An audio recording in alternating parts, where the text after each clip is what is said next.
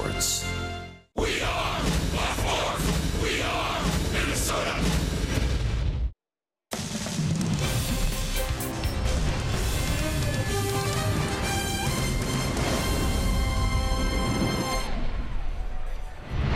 This Twins-Red Sox series on Fox Sports North is presented by Subway. Officially, it's the start of summer, the longest day of the year, and it presents the Twins with an opportunity to sweep the Red Sox right out of Target Field.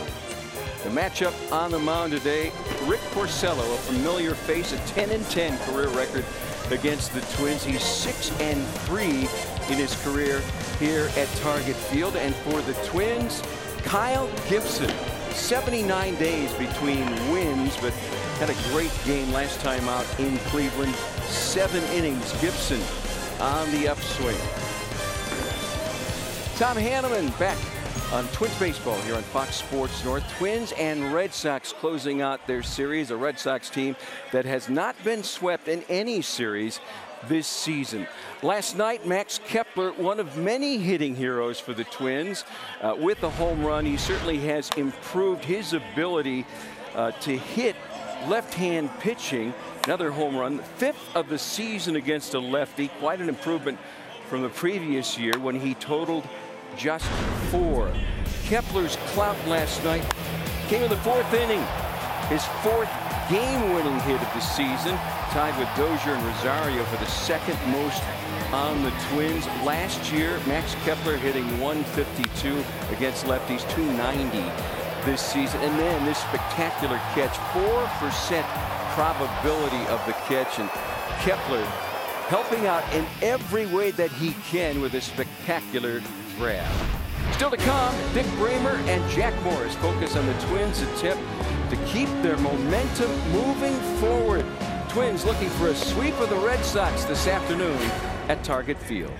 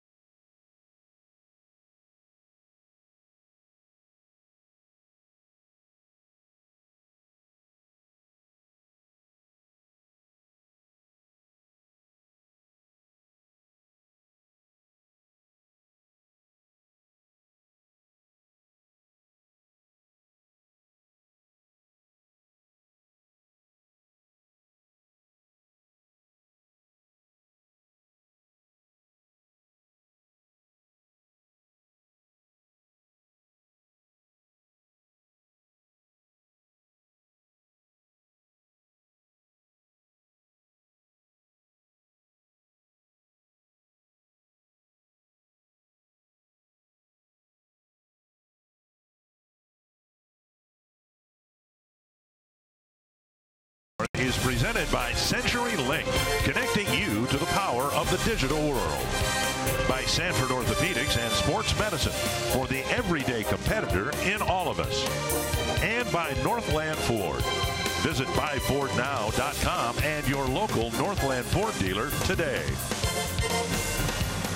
To this point in the season, this has been the best series the Twins have played, at least at Target Field. They have a chance to sweep the Red Sox here this afternoon from Target Field. Dick Bremer along with Jack Morris. And the Twins have been without some key players like Miguel Sano, Byron Buxton, even Joe Mauer for a while. But now they're seeing Brian Dozier perhaps regaining the form he's shown in other years in the second half of the year. Let's hope so. Brian Dozier was in an extended slump. He wasn't able to barrel up the ball at all, but last night off of David Price, he was able to handle a ball that he has so well handled in the past. Ball up and in, the ball down and in. That's his wheelhouse, and Brian did that a couple times. You see it later in the game. He was able to hit another pitch, a double off the wall, scoring Eddie Rosario. So let's just hope that Brian Dozier is starting to get a feel for things again and contribute to this lineup. It's been a long time since folks around here can say 70 games into the season that the strength of the Twins team is the starting pitching, but that's been the case, and Kyle Gibson, today's starter, has been a big part of that. He really has. Kyle Gibson has kind of reinvented himself. He's found command of his fastball, especially up in the zone. He's gained some velocity, and he's also spun the ball better. I think his curveball has been a lot better this year, and the fact that he's keeping it more 12-6 and down in the zone. So he's been pitching very, very well. He should have a lot more wins than he does, and today he's got a chance to sweep a very good baseball team. It's a measure of how flat the season has been for the Twins. They do not have a 3-game sweep yet this year, and this is just their third try for a sweep. We'll see if they can pull it off when we come back.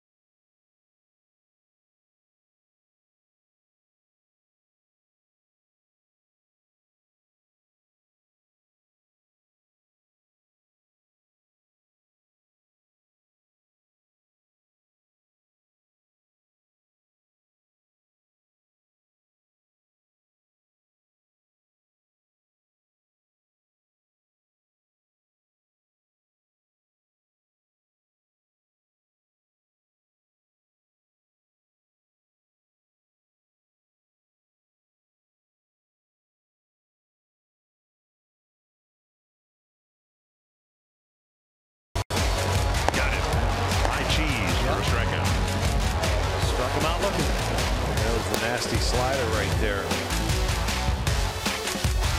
Struck him out. Strike 3 in the inning end. Another good start for Kyle Gibson.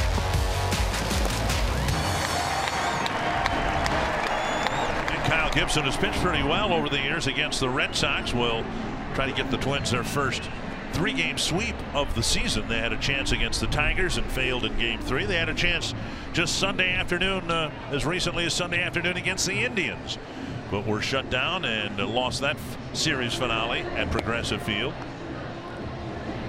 And And Alex Cora has his team playing pretty good baseball. They're finishing a week-and-a-half long road trip.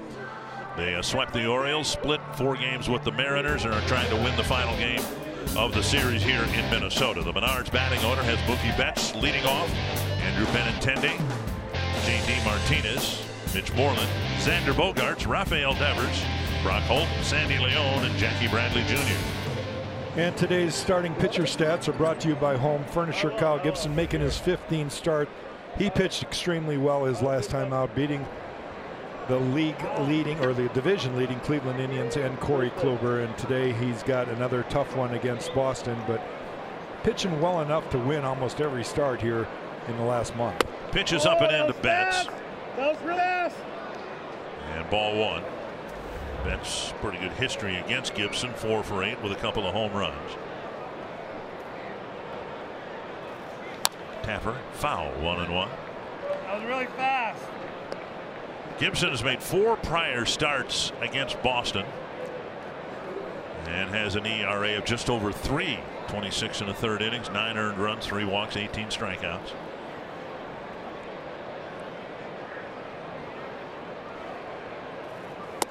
Just off the corner, 2-1. There's a decent chance we'll see a lot of ground balls in the game today. Rick Porcello, Gibson's mound opponent, is like Gibson, very reliant on getting ground ball outs.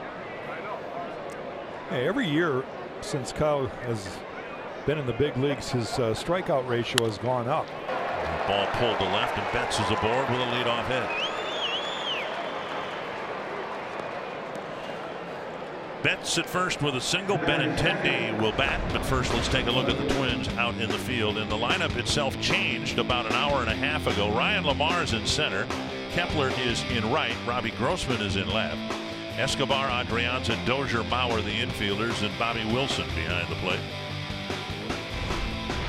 In the original lineup, Robbie Grossman was in right field, and now he's in left field because Eddie Rosario was scratched from the starting lineup. We'll get into that shortly. Here's Benintendi, and there's a pitch inside, ball 1.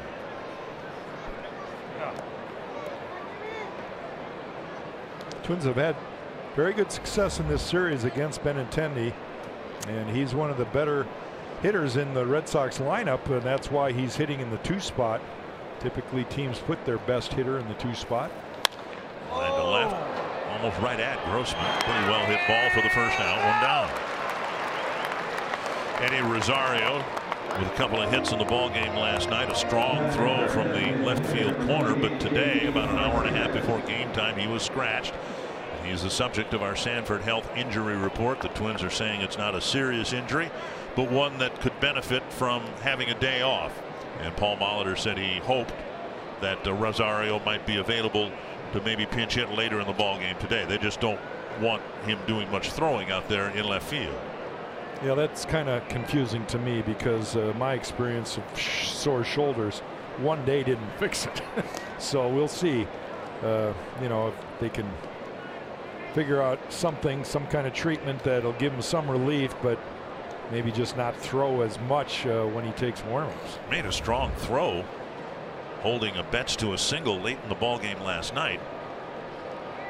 And Betts doing some groundskeeping in the spot where his lead is extended.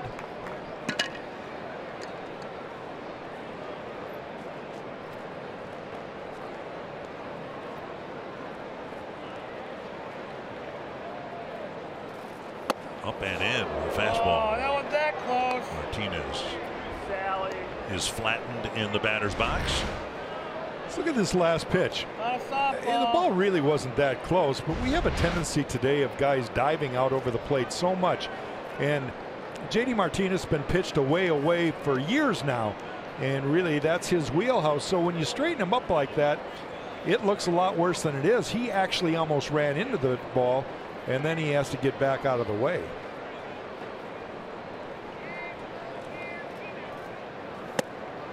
Now missing inside again, 2-0.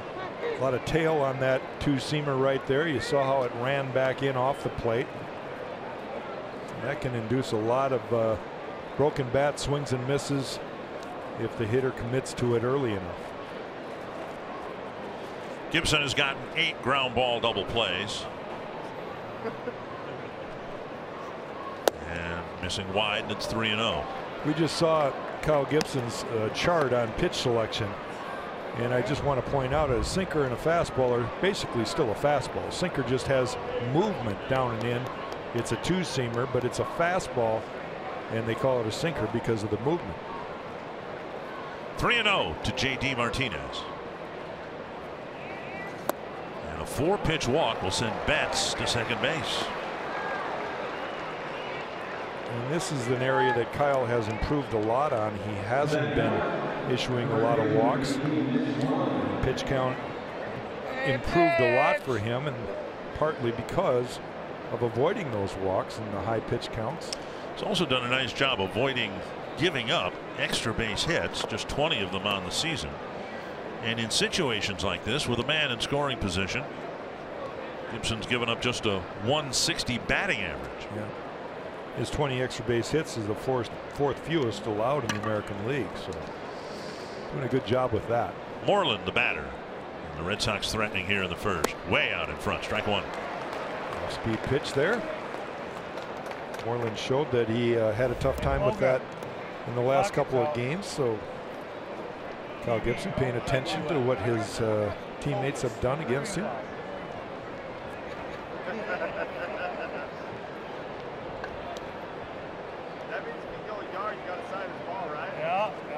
Inside 1-1. What has made Gibson so much better this year, the ability to strike people out. He was the quintessential pitch to contact guy up until recently. But now here he is with 83 innings pitched and 81 strikeouts. Well, he's found a zone that he hasn't pitched to before, and that's fastballs up, letter high up. Like that. Like that one right there. Now that's a pitch that for 4 years Kyle Gibson didn't have. He was always trying to pitch down and miss in the middle of the plate and get behind because of it. But now that ball's right down the middle, but it's up in the zone, and he's gained a little velocity. Moreland really is not going to handle that pitch at all. Very few guys are. It's hard to keep your hands on top of a good fastball up in the zone. 1-2 to Moreland.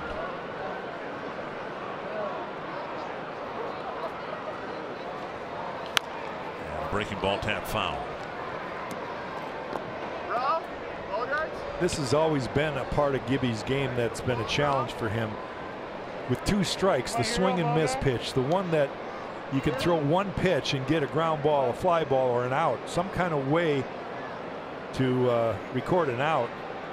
And he's had a lot of high pitch counts in singular at bats because of the inability to find a swing and miss pitch. Another one tapped foul. Just a little slider there. He's trying to get underneath the hands of the swing of Mitch Moreland, but the ball didn't have enough bite. Don't screw it up, Mitch! Betts at second. He singled to start the ball game. Just the 13th Boston hit in this series. Red Sox only got 4 hits in the ball game last night. He missed inside with a fastball. Been so few innings like this for Gibson where it just seems like he's been behind in the count a lot. Now the count is even 2-2. That's not a bad pitch right there. You're ahead in the count. You've got a pitch you can waste. Move the guy's feet. Let him know that you're willing to come inside. It'll open up the outer part of the plate.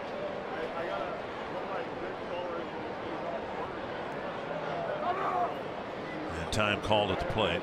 Bobby Wilson giving no indication there with Betts on second base of where the location's going to be. He didn't move early. He's a guy that is going to kind of shift late. And if the pitcher's okay with it, it's kind of a good move. A lot of times pitchers want that target to throw to right away. Another 2-2 pitch. He took the breaking ball, and it's a full count. That's a good pitch right there. Let's take a look. It's probably going to end up a little bit low, maybe. Low end. Tom Woodring, the home plate umpire this afternoon.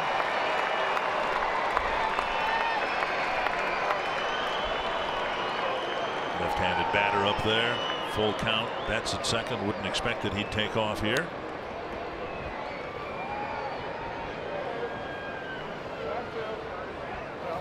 There's the inside corner. Got him looking 2 down.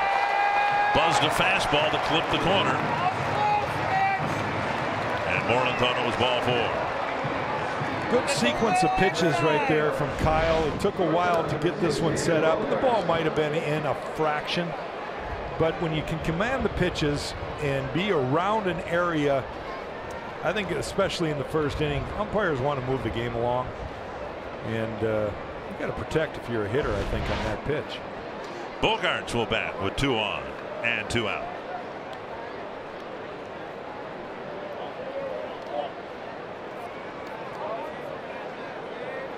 Frustrating if you're Moreland because you battled with 2 strikes. You fouled off some tough breaking balls, and then you end up taking a fastball for what is called strike 3.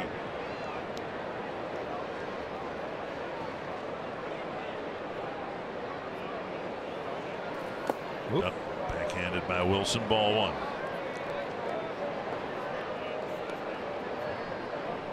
Well, with a hit and a walk, pitch count already a little elevated here in the first inning for Kyle. Needs a quick out here and retire the shortstop.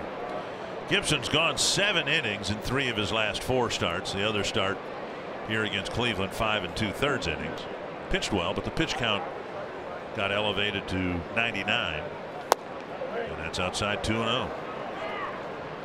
You just saw the ball strike ratio here in this half inning, and Kyle is just missing off the plate, and that's what he did for so long. And we talked about it in the open, how he's figured out a way to throw the ball in the strike zone, get ahead of hitters. Today, so far, that's really not been the plan, but he's respecting this lineup too.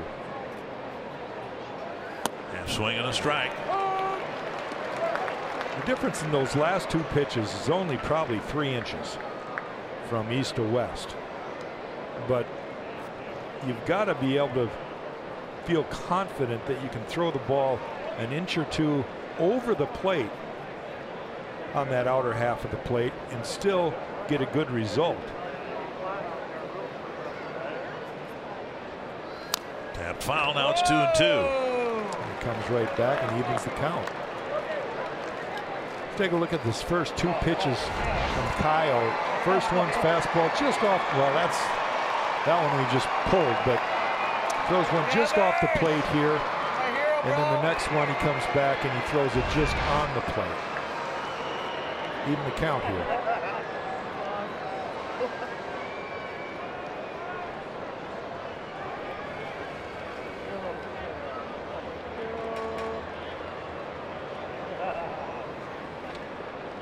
Two and 2 to Bogaerts.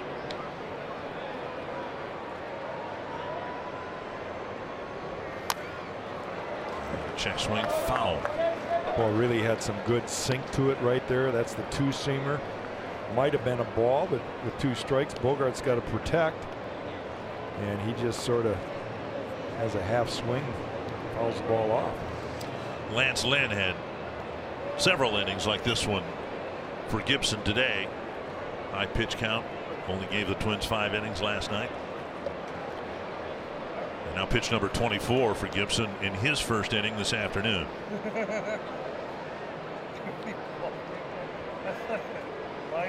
To center. And Lamar is over to make a nice running catch.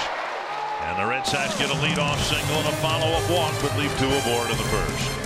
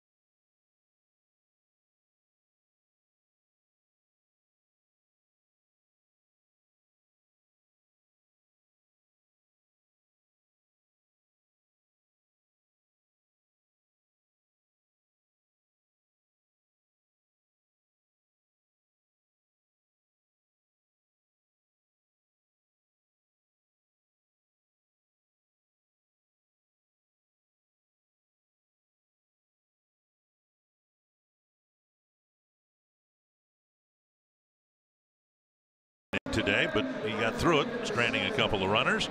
And Paul Molitor encouraged with how the team has played in June on an 11-7 mark, hoping to complete a 3-game sweep with this Menards batting order. Joe Mauer leading off, then Brian Dozier, Eduardo Escobar, Logan Morris, and Robbie Grossman. Max Kepler, A-Ray Adrianza, Ryan Lamar, and Bobby Wilson. And today's starting pitcher stats for the Boston Red Sox, brought to you by Home Furniture, is right-handed Rick Porcello, 2016 American League Cy Young Award winner, making his 16th start of the year. He's had a good start to his summer. 8 wins, 3 losses with a very respectable 3.7 ERA. Bauer didn't play in the ball game last night. Red Sox started this series by pitching Chris Sale and then David Price. Bauer pitched or hit against Sale, not against Price, and he takes strike 1 from Rick Porcello. First pitch of the game, changeup.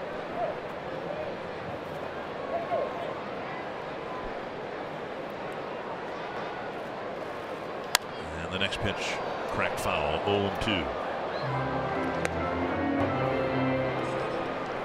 And kind of the same repertoire that Kyle Gibson has, similar physiques, similar arsenal of pitches. Yeah, about 40% fastballs, 26% sliders, changeup, curveball. A lot of similarities between Porcello and Gibson. Down and in, and it's 1-2. I saw that little slider, very similar to Kyle Gibson's slider early in the game. Twins trying to make Porcello work in the first inning. Tap to the right side from short right field. Brock Holt will throw him out. 1 down.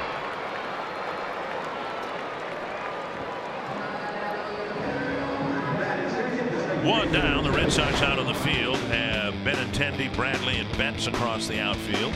Outfield brought to you by Northland Ford. Devers at third, Bogarts, Holt up the middle, Moreland at first, and Sandy Leon back behind the plate.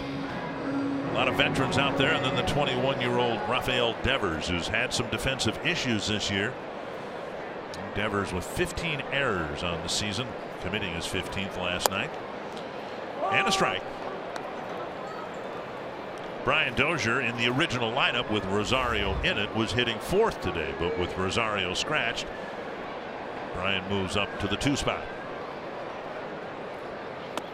Getting back closer to where he's accustomed to hitting. Hit 5th a couple games in Cleveland, then 4th in the first 2 games of this series. And because of the Rosario scratch, back in the 2-hole for Paul Molitor. And off the plate, 2-1.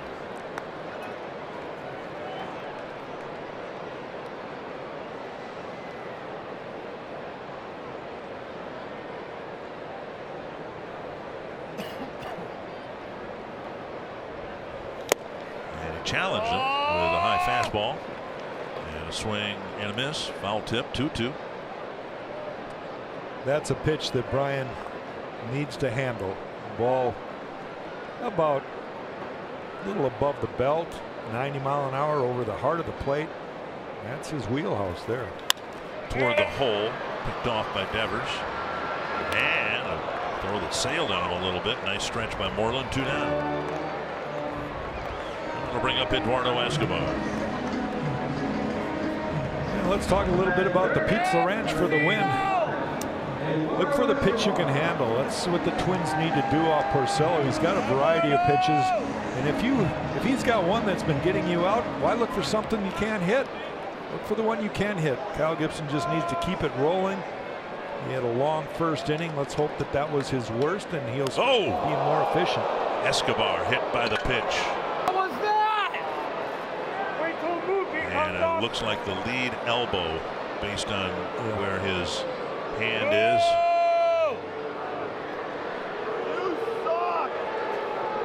And Escobar, who has been so valuable to the Twins, leading both leagues in doubles with 32. Well, he saw Esky just kind of throw his hands up trying to protect his head here, and he gets hit right on the elbow. The low tricep area, perhaps near the funny bone, which is the worst named part of the human anatomy. It's kind of the same spot that Carlos Carrasco got hit with a line drive off Joe Mauer in Cleveland.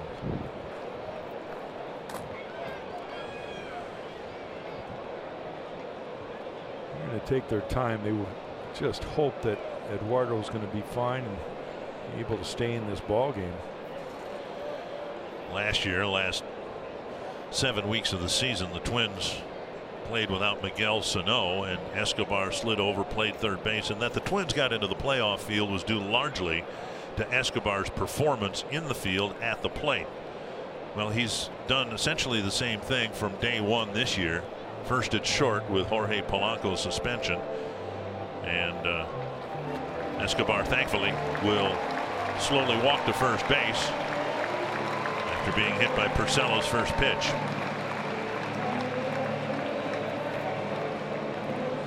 That'll bring up Logan Morrison with a man aboard. I'm not suggesting anything there, but Rick Porcello's got better command than that.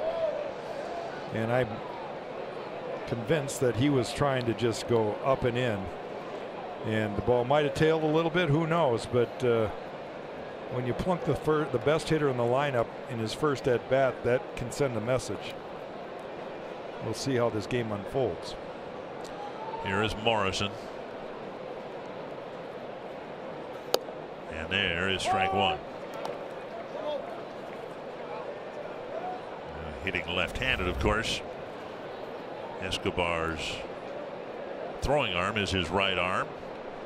We'll hope that when he takes the field and he tries to throw across the diamond from third base, he'll be okay. That one slashed to left. We've hardly seen Morrison do that at all this year.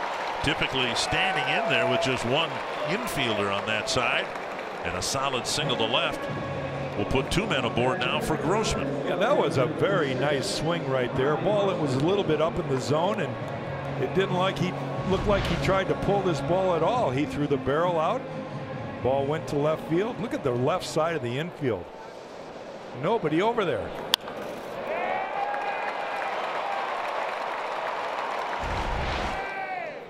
Fourth hit to the opposite field for Morrison. And here's Grossman, who's had a good series, a couple of big extra base hits. A two-run triple here 2 nights ago, and then a leadoff home run against David Price. One strike. He's been getting some steady, regular play for Paul in the outfield, both in left field and in right field. Another one fouled away over the tarp. And he actually started the game last night as a DH. Here's his first at bat last night off of David Price. Found the bullpen out there in left center field. Put the Twins up early.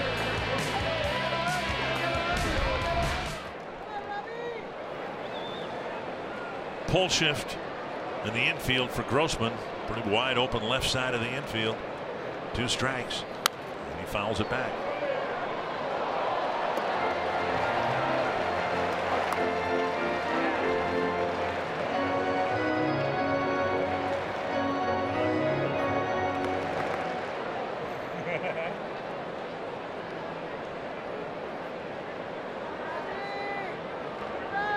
Trying to put together a 2-out rally, a hit batter, a single. And now a sharp ball hit to the second baseman Holt, playing in short right field. And the Twins, like the Red Sox, ran a couple of runners in the first.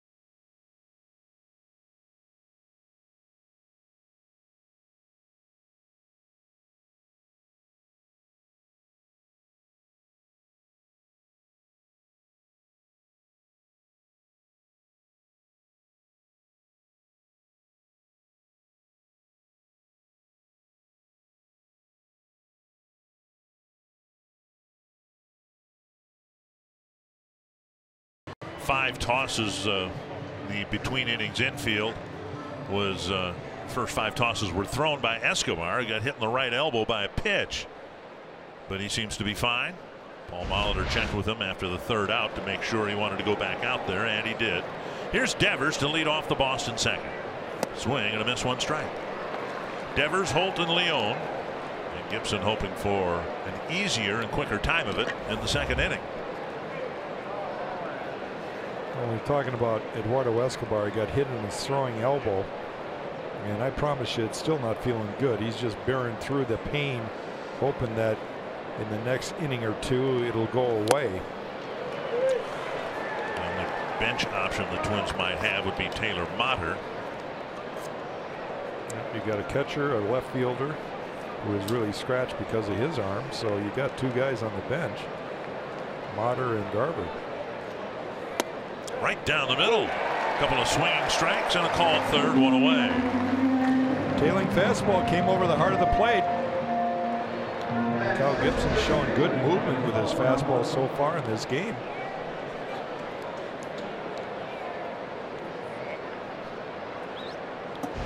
And Bobby Wilson with a little assist at the end, perhaps. 1 down. Here's Brock Holt.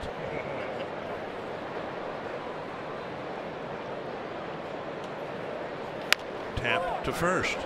Easy play from Mauer. 2 away. Holt ran about 35 feet up the line, turned around and went back. 1, 2, 3. So 4 pitches and 2 quick outs for Gibson here in the 2nd, and now Sandy Leon. Kind of get an inning that Kyle Gibson needs, a quick inning. He had a high pitch count in the 1st where he threw 12 balls, 12 strikes, 24 total. And he has a chance to get out of this inning quickly.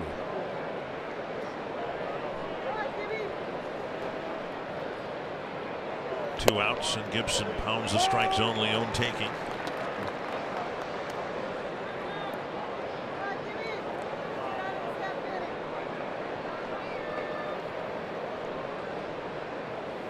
And now a swinging strike, a foul ball. That's 0-2.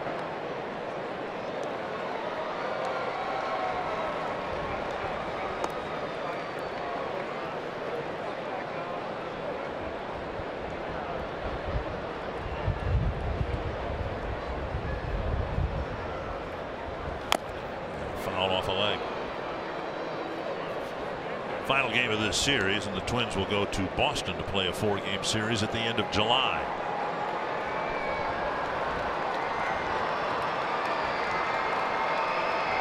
Red Sox came to town with 49 wins. Gibson hoping to send them out of town with 49 wins. Twins looking for their 34th win.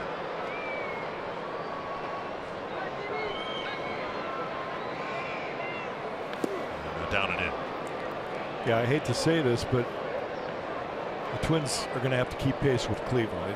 It appears that Cleveland might, even though the Twins played them very well in the last road series in Cleveland, it appears that Cleveland, with the favorable schedule, is going to have a little bit of a run here, and the Twins are going to have to keep pace with them. 1-2 to Leon.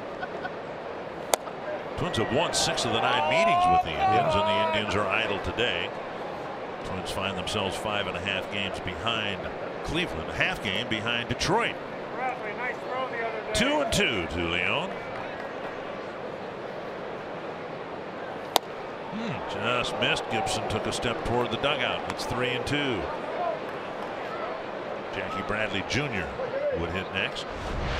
So this last fastball just stays off the plate. He's been trying to pound Leon in, see if he goes away here this last pitch. No, they're going to still set up inside.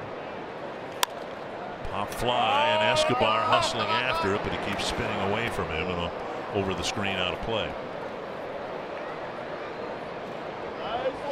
You watch Escobar right there. I mean, that right arm is just pretty much hanging limp there, and that's not a good sign. It's like Edwin Encarnacion rounding the bases. One flap up, one flap down. The parrot perch. I don't think he's feeling too good. No, it's hurting. It's hurting. He's just fighting his way through it right now. And Gibson ends up walking Leon, and again he took a step towards his dugout, and that'll bring up Bradley. Well, the ball looked like it was up in the zone. A 2-out walk, second walk issued by Gibson. He had a chance to get out of the inning quickly, and then he ends up with a walk to Leon. Now Bradley, the number 9 hitter at the plate. Yeah, he might have been able to get through the inning with just 7 or 8 pitches, but now he's thrown a dozen, and he's got a fresh batter at the plate at Jackie Bradley Jr. Jackie! There's a breaking ball over for a strike. And I don't know that we've seen the much improved Gibson curveball at all here the first time through the batting order, and that very likely by design. Second inning there, 13 pitches so far, and 8 of those were to the last hitter, Sandy Leon. Breaking ball missing. That the quicker breaking ball.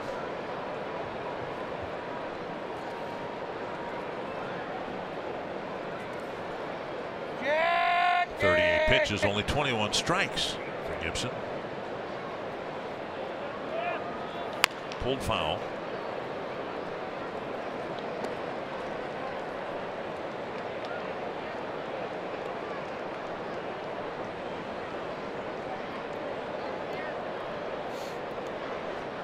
Twins are hoping for a long start by Gibson here today after getting just 5 innings from Lance Lynn last night. 1-2 to the number 9 batter.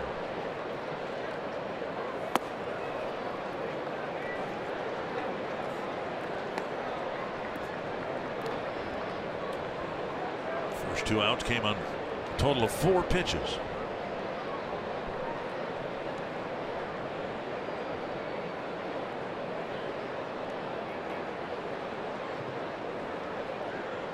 Fastball in here. Line to Dozier to end the inning. A 2-out walk does no damage other than running up the pitch count. Scoreless, going to the bottom of the 6th.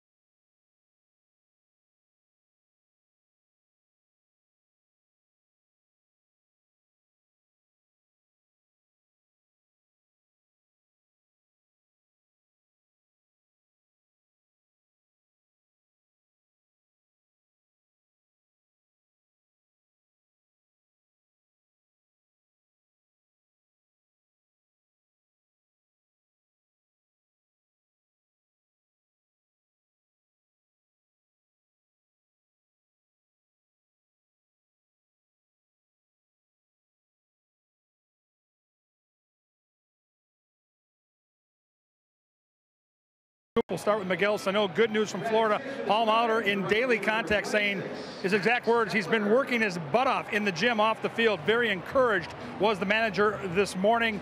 Jason Castro can't drive yet, can't put weight on that right leg with that knee surgery, but he got dropped off and picked up all week long. Said it's great to be back in the clubhouse, seeing his teammates and catching the vibe right now, which is very positive around the Twins clubhouse. And then a new addition, the Gargoyles. This is awesome. Dick, you saw it. 3 feet high statues, heavy, pungent statues, red eyes, smoke that comes out the mouths. One on each side of the clubhouse for that post-game victory celebration. The Gargoyles guys are 2-0, and they're looking to go 3-0 today against the Sox. Pretty neat. Yeah, thank you, Kevin. It sure sounds like Zach Duke's contribution extends beyond the bullpen. Are they gargoyles or gorgoyles? Ooh. Huh? Well, Kevin might take that as an insult. No, he won't. But I saw them in the clubhouse yesterday and the day before and today again, and yeah, they're frightening looking, to be honest with you. There's one at the entrance and one at the exit of the Twins clubhouse. And Zach said, yeah, we're going to name one George and the other Jorge. You know, you've got to represent the two cultures, primary cultures in the Twins clubhouse. 3-1 to Kepler. And a strike, 3-2. Kepler's been a bit of a puzzle this year, hitting only .200 against right-handers. He's mastered left-handers this year, but only .200 against right-handers, and he hit .272 against them last year. Stung the ball 3 times last night against left-handed pitching, and a pretty good one at that. It was a fun game to watch Max Kepler last night. Fly ball, center field. And it'll carry some, but Bradley actually now coming in, making the catch. A little bit of wind coming in from center field, one away.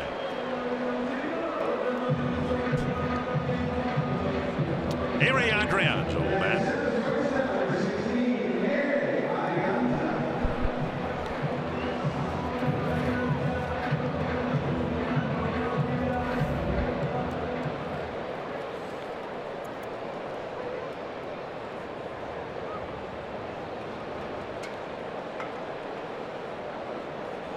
And Adrianza steps up the batter's box. And Alex Cora on the Boston bench claiming his front leg was actually out of the box when he swung. I've never seen Adrianza do this before. But yeah, he's out of the box. Looking for a changeup. I don't know as though I've seen that ever. Anybody do that? Yeah. You know, wiffle ball maybe. Down and in. Well, you have to stay in the batter's box as a batter. And he was there's another rule. Why? Well, that's, you have to employ the people to put the chalk down to frame up the batter. But as soon as, what do? As soon as they get in the box, they take their cleats and wipe out the lines. The umpire typically kicks his lines away. I mean, to me, they're a guideline. Generally, this is sort of where you stand. Who cares what you do there? How do you feel about speed limits? Well, we'll discuss that off here. 2 and 2. Lanes of traffic. Yeah, you got to stay in your lane as long as there's a solid line, right? Isn't that the law? 2 and 2. And Adrianza takes ball 3. Lamar on deck.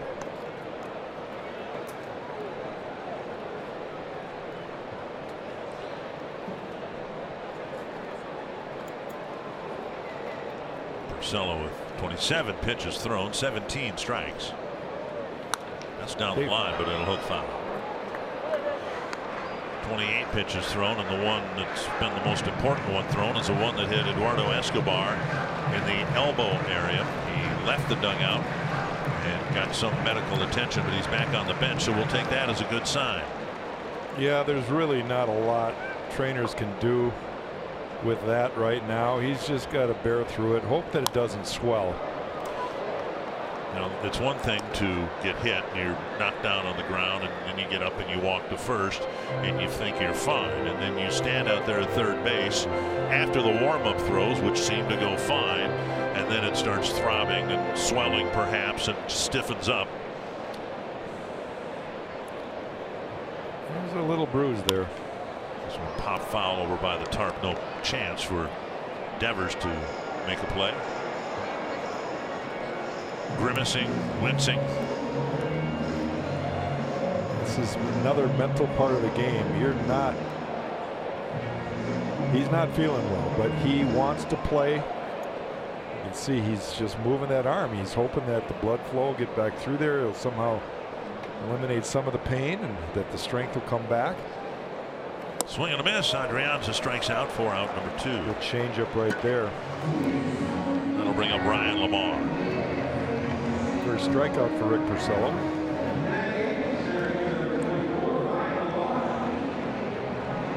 Lamar, a couple of years ago, spent some time with the Red Sox, spent about a month with them, only had 5 at bats.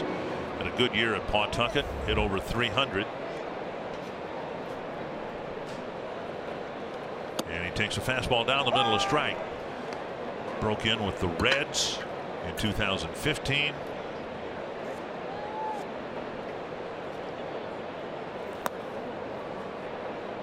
Cup of cappuccino with the Red Sox in 2016. 7 at bats last year with Oakland. 2-1.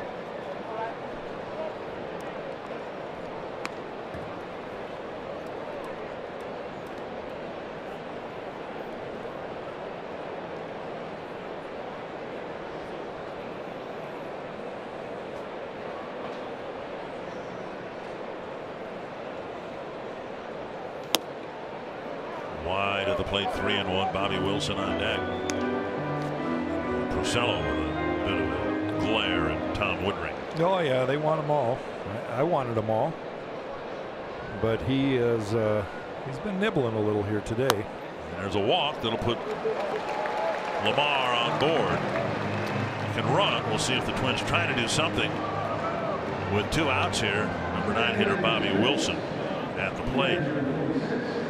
Twins have had 3 base runners, a hit batter, a single, and now a walk to Lamar.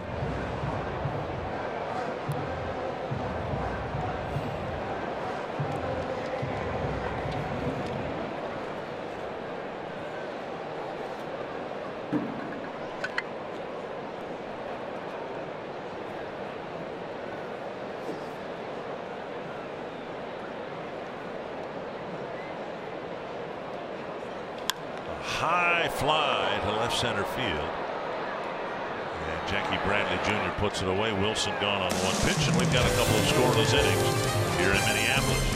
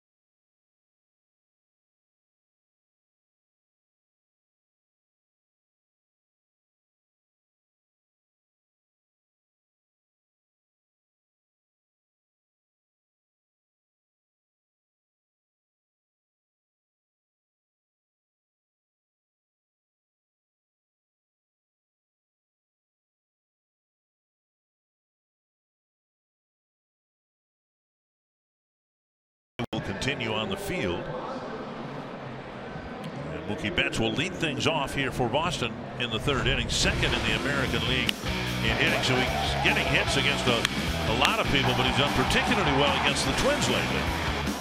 He's a very good athlete, and he's got tremendous bat control, a good eye at the plate, a nice compact short swing to the baseball. A lot of things going well for Mookie Betts right now. And Gibson gets ahead, strike 1.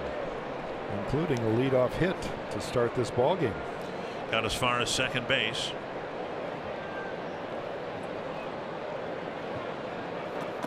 And taken low in the dirt. 1-1. Cloudy skies here, no threat of rain. They've already postponed tonight's game in Chicago between the A's and the White Sox.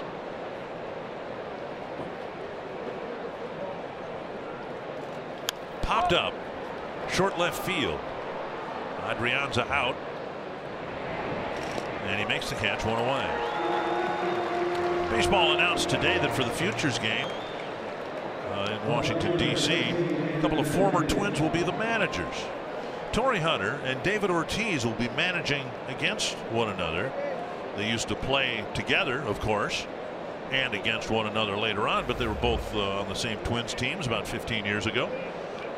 And I think that baseball has just made sure that that game will be a fun thing to watch based on the managers of the two teams. You got any predictions as to what they might do? Will it be hit and run? Will there, Ortiz's team's going to swing as hard as they can every single pitch? If the team plays in the manner in which the managers played, reflecting of the manager, yeah. 2 strikes to Benintendi.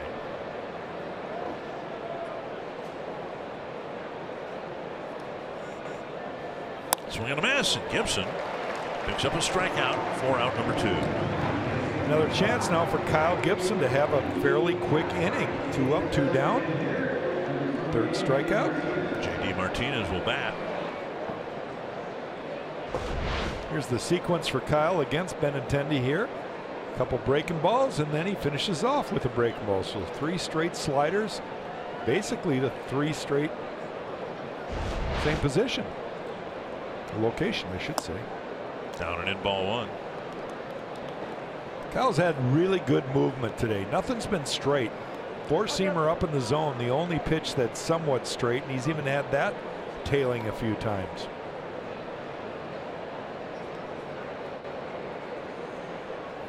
Swing, but he went, and it's 1-1.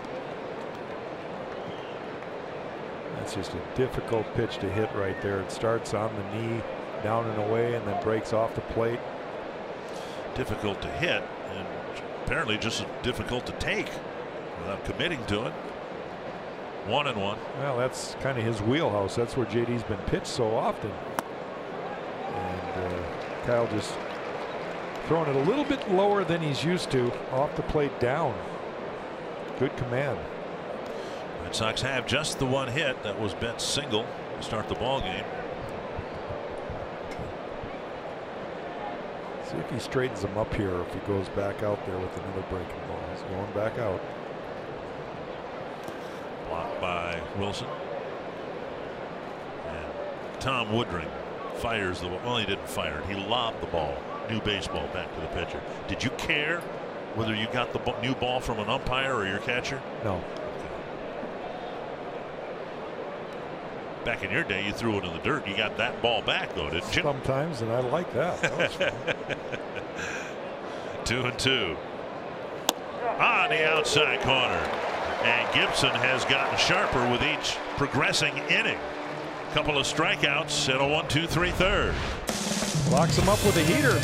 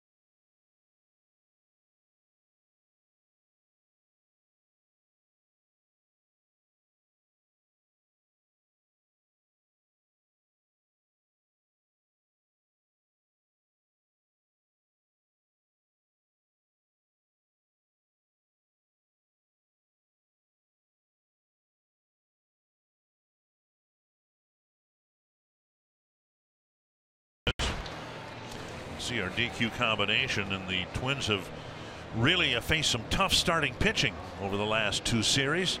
They beat Kluber. Mauer's line drive took Carrasco out of the ball game in the 2nd inning. Sale pitched well, but the Twins eventually touched him for a couple of runs. And the Twins got a couple of home runs against David Price last night. Mauer lifts it foul, 1 strike. When Mauer hit the line drive that hit Carrasco, there was concern that he may have broken his elbow, and we're all greatly relieved that that was not the case.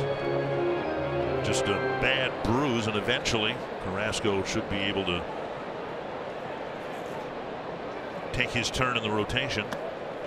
Might ask for an L screen in front of the mound, as many bullets as he's taken. Yeah, he's got to learn that the ball over the middle of the plate usually comes back up the middle of the field. 1-1 to Mauer.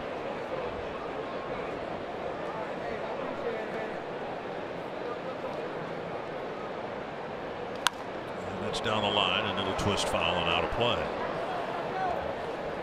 Second time through the lineup here for the Twins against Rick Porcello. He's only allowed 1 hit, and that was to Logan Morrison, so he's been fairly efficient. He's thrown a few too many pitches. 1-2 to Mauer.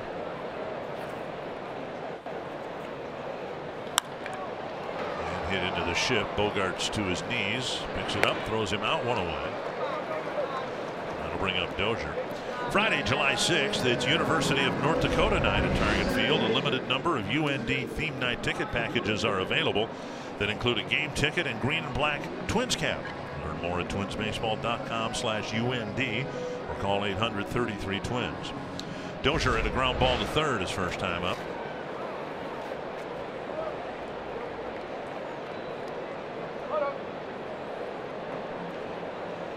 I think both pitchers are starting to feel that mound a little bit, getting their rhythm, groove, and we might see the best pitching performance of this series right now. Kyle Gibson had a very efficient 1-2-3 top of the third. Looks like Porcello's kind of fitting in here now. Swing and a miss, 0-2. Good breaking ball there. A lot of depth to that slider. It's kind of what you see out of Jose Barrios when he's on.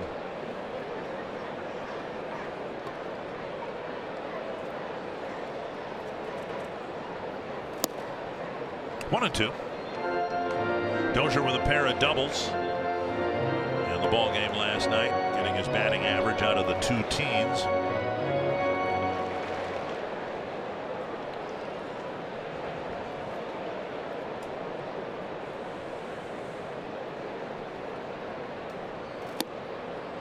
And now 2-2. Took a little off that breaking ball there. Sometimes we're just watching Brian Dozier, the way he takes the baseball, it almost, for me anyway, feels like he's starting to see the ball better. He wasn't really fooled on that off-speed pitch. That's to left center field toward the gap, but making a running catch in left field is Benintendi for out number 2. Off the end of the bat a little bit. We'll bring up Escobar. Escobar got smoked behind the elbow, maybe up on the tricep area a little bit on the first pitch. Rick Porcello threw him in the first inning, got as far as second base. Well, he goes up there and does not wear an elbow pad, and he's right up on top of the plate again. Takes it up and away, ball 1. 32 doubles. Pace to shatter the major league mark of 67 in a season. That's hit hard but foul.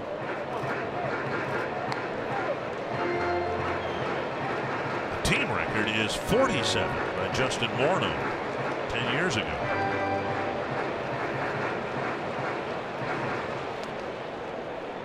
He's had a sweet swing so far this year. Just been a phenomenal year for Eduardo. Swing and a miss. And it's been a joy to watch in this age of shifting to see him use the whole field both as a left-handed batter and right-handed batter. Fouled back. As you can see right now with 2 strikes, there's no shift. They're playing pretty straight away. Slightly shaded to the right, but it's not a typical shift.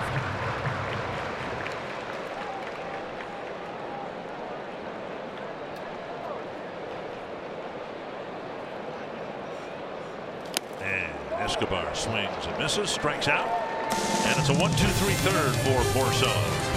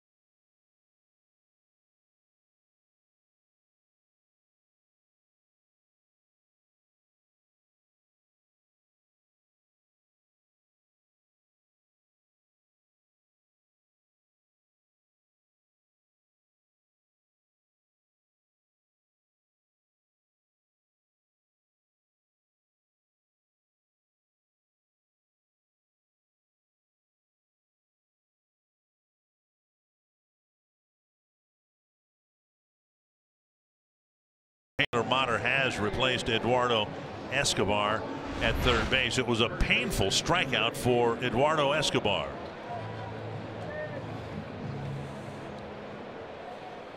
And you could tell from the moment he went ahead and took first base after being hit by a pitch that that right arm was not feeling well. So Taylor Motter is the new third baseman, and he will take over the third spot in the batting order. Mitch Moreland will lead off the fourth against Kyle Gibson.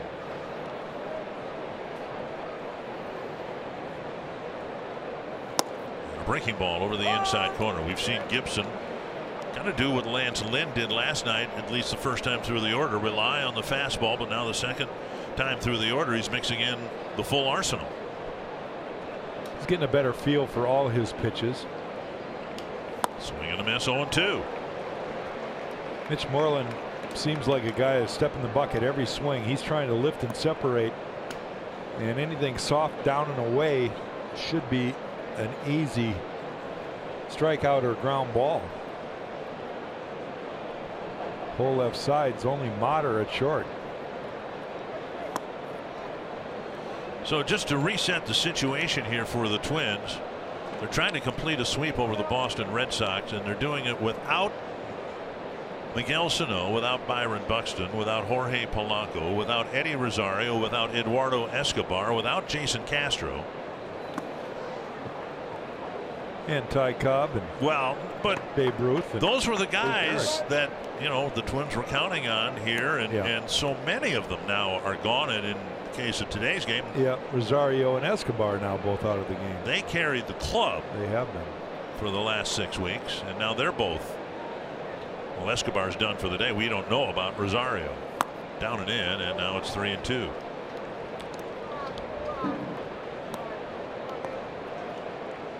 So much of baseball is being able to pick up your team. When the guy goes down, somebody steps in and carries the weight of the guy that's been doing well. It's just nature of all teams nowadays. And he missed outside. He got ahead and lost. Moreland to a leadoff walk here in the fourth inning. And let's find Kevin Goring. Yeah, thanks, Dick. It's time for our showstopper in baseball. Takes us to the Bronx last night, where Seattle led 5-2 into the seventh, but the Yankees tied it up, and then in the ninth, Giancarlo Stanton, holy cow, his first big moment in pinstripes. A walk-off two-run shot makes New York a 7-5 winner. Nearly did it in his first at bat today, and the first was robbed in center field by Mitch Haniger, who went over the fence to get that one. The Yankees still got 4 in the first today and lead 4-2. Look at the celebration last night. The walk-off winner makes the Yankees winners of their last 3, and they have a 2-game lead on these Boston Red Sox. Here's Bogaerts with a man aboard, and the pitch lifted foul and out of play. Okay, so you extend what Stanton has done so far over a full season, and you're looking at what? 40 home runs, 95 runs batted in, 100 runs scored. You know, as off years go, that's not that off. Well, Sparky Anderson used to say, by the end of the year, the cream comes to the top, and whatever your numbers typically are, they're going to be probably close to that year in and year out. Inside now, 1-1. Bogaerts lined out with 2 on and 2 out. He sent a screaming line drive to left center field, but Lamar picked it off for the 3rd out of the 1st inning. Gibson's walked 3, giving up just the 1 hit. Trying to get a ground ball hit at someone. Foul back. 1-2.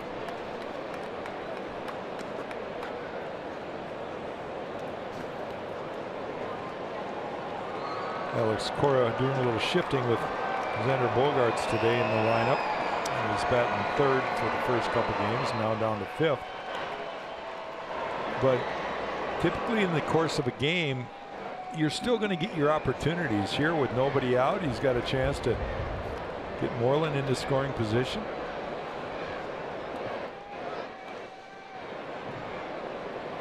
Gibson ahead, 1-2. One hit to center, and Lamar coming in and makes the catch, 1 away. And that'll bring up Devers, but first, World Cup action continues. 3 great games coming your way tomorrow. It all kicks off as Neymar and Brazil face off with Costa Rica at 6 a.m. on FS1. Then head over to Fox for a pair of big matchups starting at 9 a.m. or stream it all live on the Fox Sports app. We guess that Jan Gomes will be watching that Brazil match tomorrow, early tomorrow morning. I have no idea whether he's typically up at 6 in the morning or not. Here's Devers, called out on strikes his first time up. Fouled back and out of play. 3 pitches for Devers in his first at bat, and he's ahead of him already. 1 strike in the count.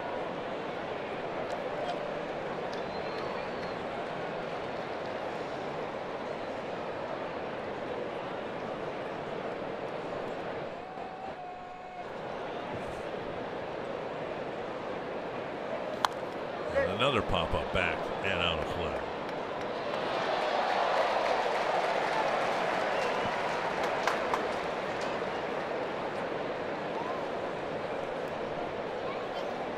Devers has seen 5 pitches, all strikes. And Gibson got him looking, leading off the second.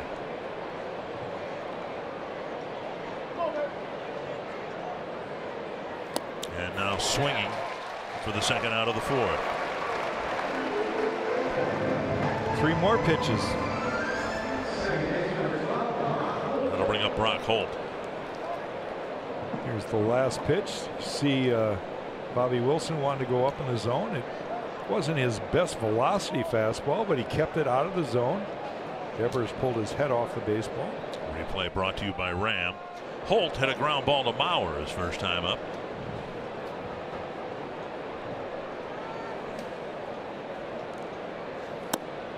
Missed the inside corner, ball 1. That last pitch that Kyle Gibson threw, that is the difference maker for him this year. Fastball's up in the zone. He did not throw that for 5 years in the big leagues, and all of a sudden he's getting swing and misses up there, and it's changed a lot for him. And what we've seen with him missing the target there, it appeared the target was on the inside corner, at the outside corner, but on the prior pitch the target was on the inside corner, and when he's missed in off the plate instead of down the middle of the plate. Yeah. Well, he's always been good at avoiding the middle. It seems like the only time he had to throw it down the middle is when he got hit hard. Ball line to right, second Boston hit, 1 hop to Kepler, and Moreland will check in at second and bring up Sandy Leone.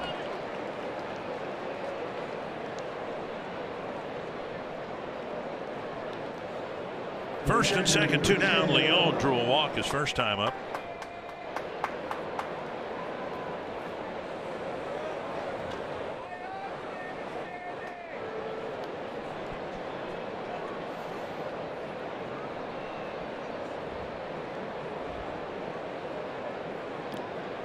Leon, a switch hitter, a little bit better from this side of the plate than the right.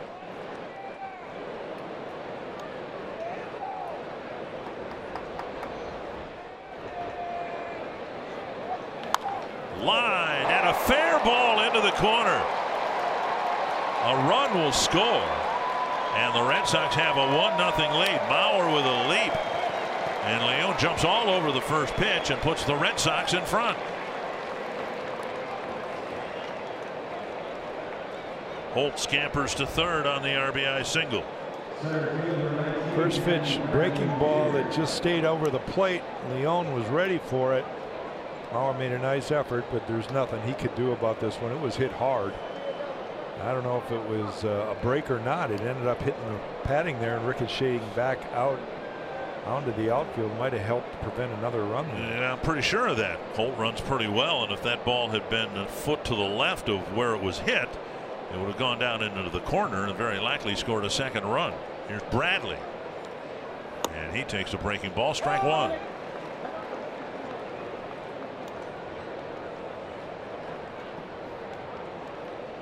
So a leadoff walk comes around to score for Kyle Gibson. So the Red Sox got their run last night after Moreland's leadoff walk. One strike to Bradley. And now inside, boy, they're really, Gibson's really working the Boston left-handed batters in off the plate. I think it's a good game plan. Guys love to extend their arms.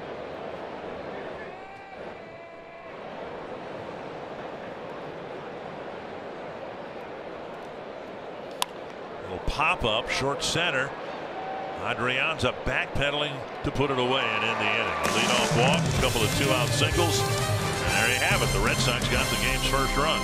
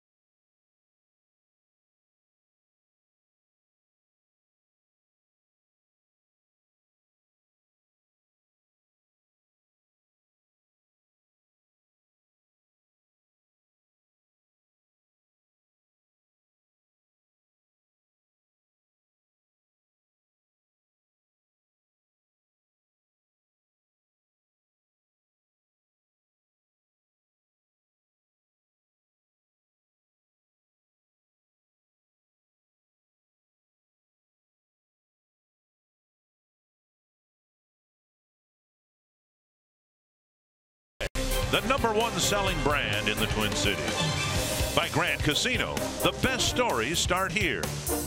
And by Wisconsin Dells, the water park capital of the world.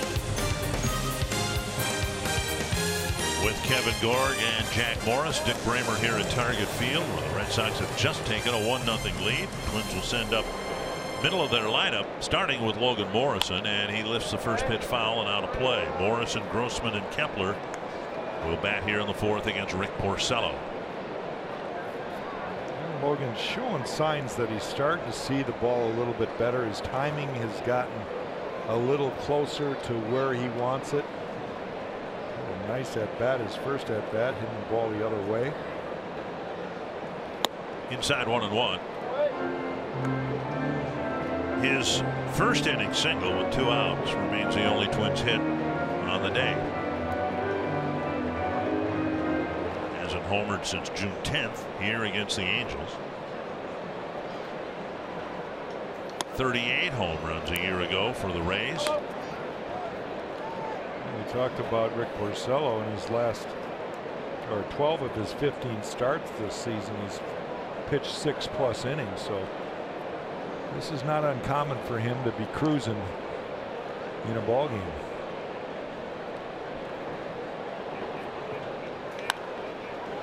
Big pop-up left side. Devers the only infielder over there, and he'll make the catch. 1 away. And that'll bring up Grossman. Enhance your next game day experience with the MLB Ballpark app. Access and manage your tickets, enjoy check-in offers, exclusive content, and much more. Download the MLB Ballpark app today. Grossman with a ground ball to second, his first time up, hit the ball hard, but Holt was playing where he's playing right now in short right field, and he made the play for the last out of the first inning. Off-speed pitch over for a strike. It almost looks like the Twins hitters are expecting that fastball, and they're just not getting it. It's been a steady diet of off-speed pitches, breaking balls, change-ups. High 1-1, a fastball, but off the plate. Yeah, and when he throws the fastball, it's usually not in the strike zone. It's kind of a show pitch.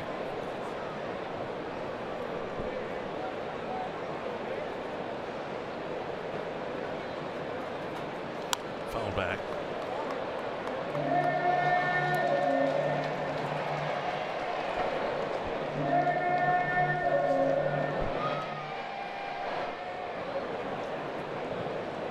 One and 2.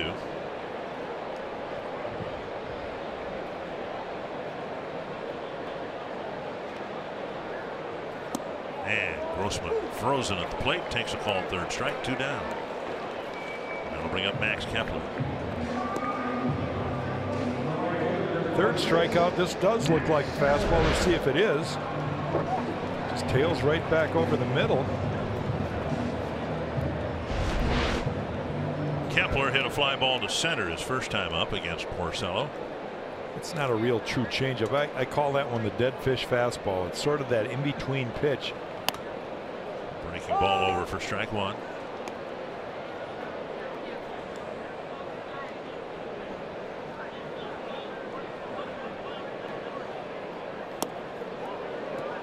And Kepler dances out of the way. 1-1. Twins have won the first 2 games of this series, and we mentioned that last night that it's been a dead heat between these 2 teams since the Twins moved here from Washington, D.C. Last night's win gives the Twins a winning record over the Red Sox 310-309. And in a 5-year period in the mid-60s, the Twins were 64-26 against Boston. And I had the great pleasure of talking with Tony Oliva about that on the way walk into the ballpark here today. 1-2 to Kepler.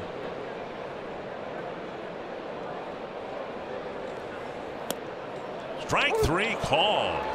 I'll give you Tony Oliva's thoughts on the other side of the break as Porcello has another 1-2-3 inning.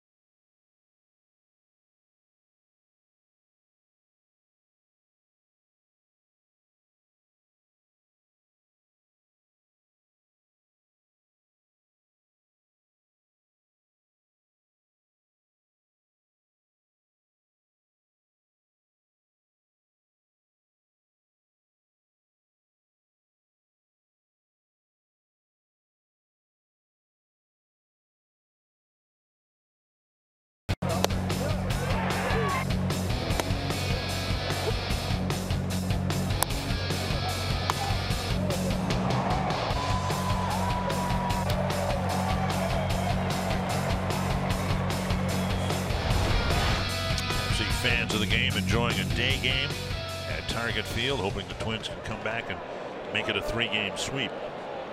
Mookie Betts will lead off the 5th. This one lifted high and deep to right field. Kepler back, hoping for a bounce, but it's gone. Betts on the first pitch hits his 19th home run of the year, and it's 2-0 Boston. You just got to witness right there some of the power this little man has. He's not big in stature, but what a great swing he put on right there, and ball carried well. He's emerging as one of the best hitters in the game. Elevated a little bit from where Wilson wanted it. Betts goes deep the other way, and now strike one to Benintendi. Benintendi with a liner to left and a strikeout. Leone jumped on the first pitch. That was a breaking ball last inning and got a 2-out RBI single. And Betts drives a first pitch fastball over the wall and right. Now Benintendi doesn't like the second strike called. And Tom Woodring hearing some grief from the Boston dugout.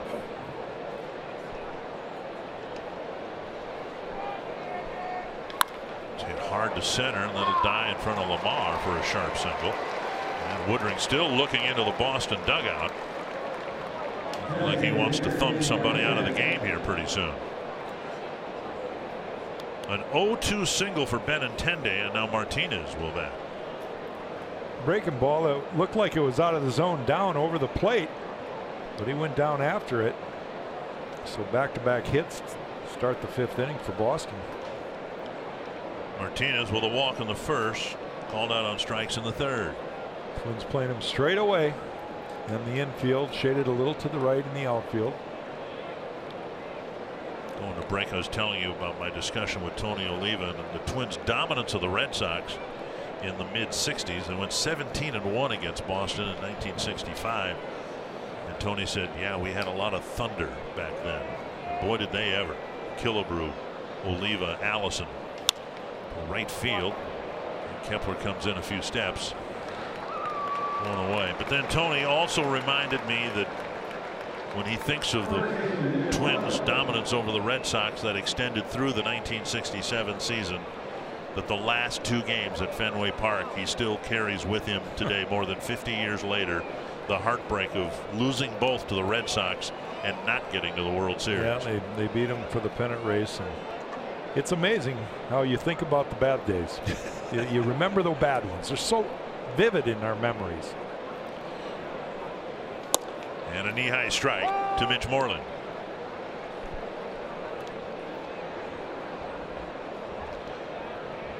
Moreland drew the leadoff walk in the 4th, and frustrating for Gibson because he got ahead of him and then ended up losing him on a 3-2 pitch. And a couple of 2-out singles later gave the Red Sox their first run.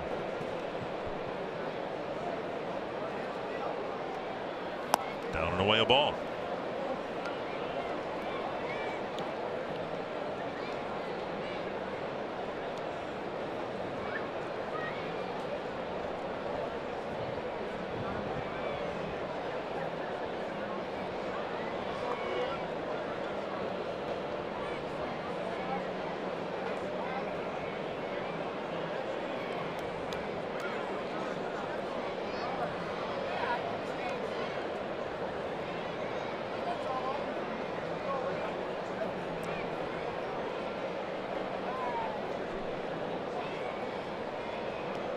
One and one to Mitch Moreland.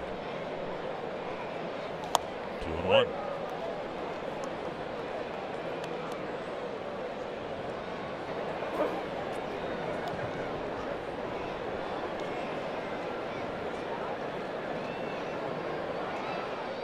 Earlier this year, the Twins took 2 out of 3 from the Astros, and the Astros were the first team last night to get to 50 wins. The Red Sox were hoping to do it last night or the night before. Base hit to right. Kepler gets the first hop.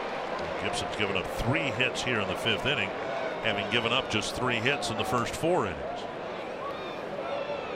Yeah, all solid hits too. Benintendi hit one up the middle. Trip to the mound by Bobby Wilson.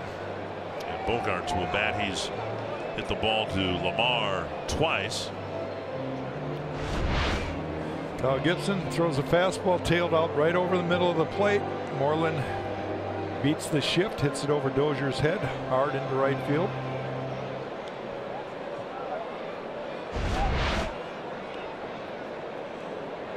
And now Bogaerts will bat.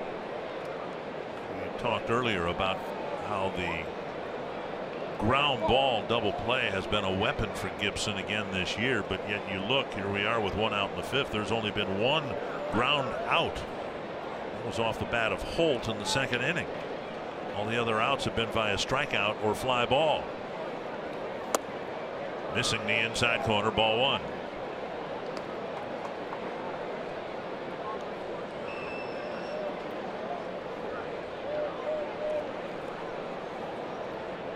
Well, I wonder if that's in part because of the uppercut swings that hitters are doing more and more of. Ball down in the zone, if they're at all on the pitch, you tend to lift it instead of drive it into the ground.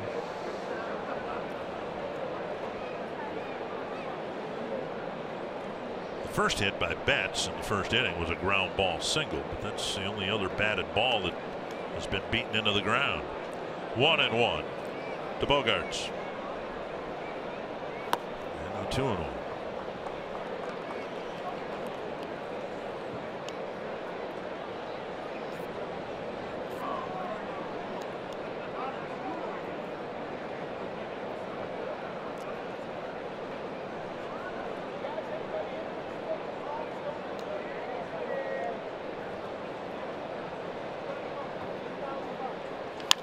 Foul. Carlos Fables ducked out of the way, and a fan fell out of the stands and lost his beer. I think Kyle Gibson's had a tough 5th inning. That guy has had a worse 5th inning.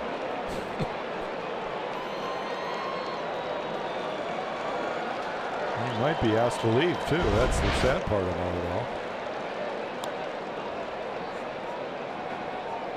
2-2. Ouch. Look at this. Off the handle of the bat.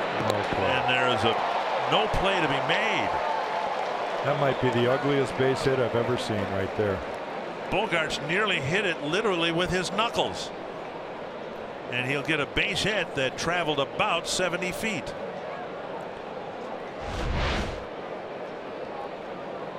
Ouch. It would have hit him, but then the ball just died right past Kyle Gibson. Irvin Alston to the mound.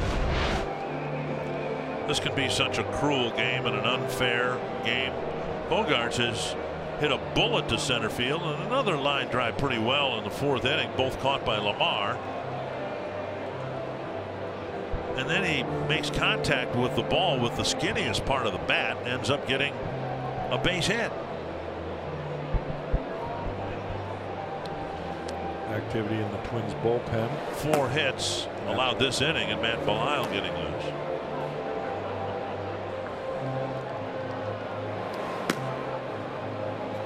Kyle's got the right guy at the plate right now. Devers struck out twice on 6 pitches. But he needs a ground ball. He needs a double play ball right here.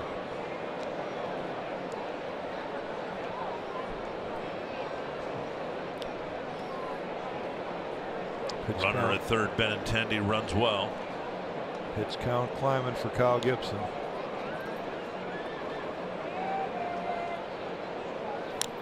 And foul back. 1 strike.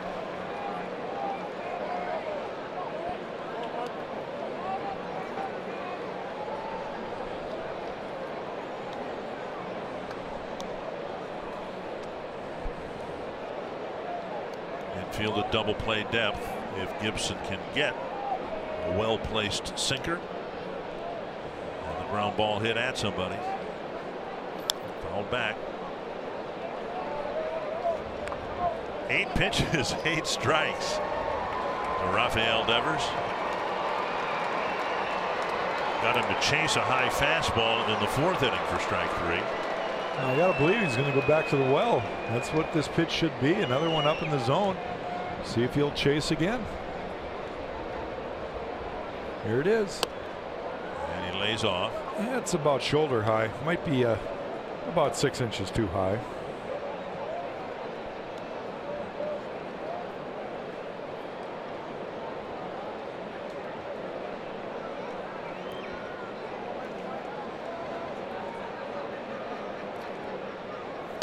Another one high, laid off for ball 2.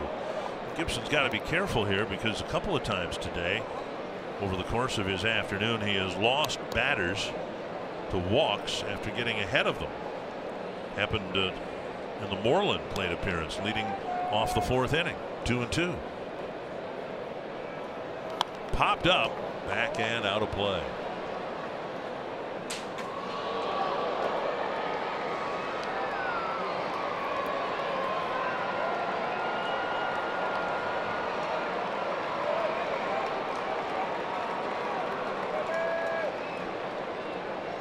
Have had a tough time with Purcello here this afternoon. Gibson wants to make sure this 5th inning doesn't get out of hand. Weak pop-up infield fly rule will be called. 2 down. Well, he got in on him just enough there. Devers did not barrel it up.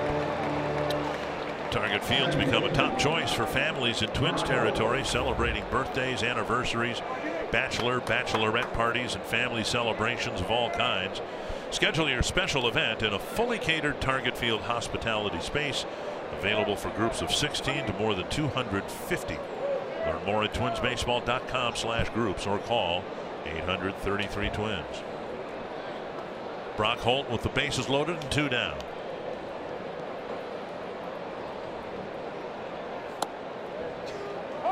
Fastball and strike 1. Holt singled to right field his last time up with 2 outs, and then Leone followed with a single to drive in the first Boston run. 0-1. Nice job by Wilson.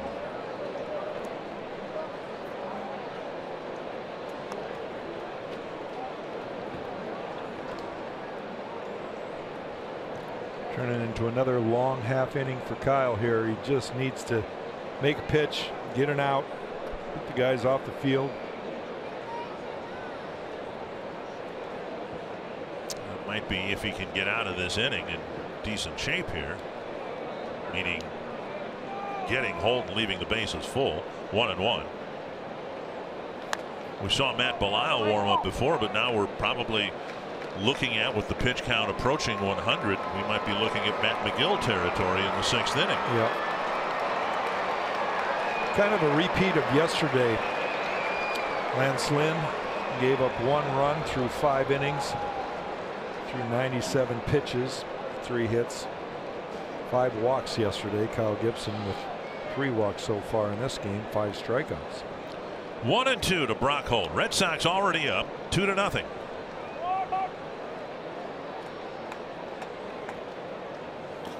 Another nice block by Wilson.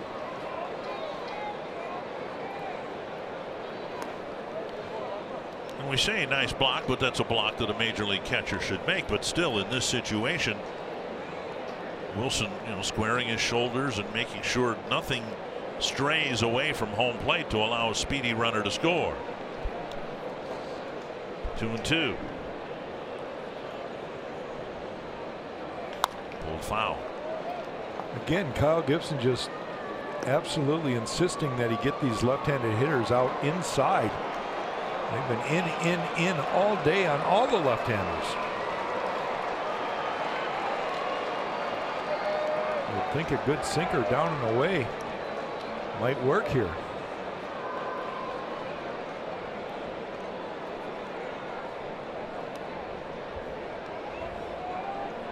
Back inside. There's a ball left out over the plate. All the back. Backup slider there.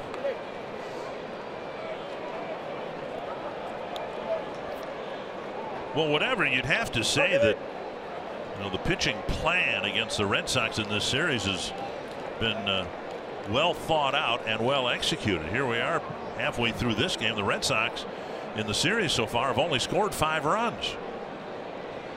2-2. On the ground, 2 hops to Dozier. The Red Sox get one on the first pitch home run by Betts, but they leave the bases full, and it's 2-0.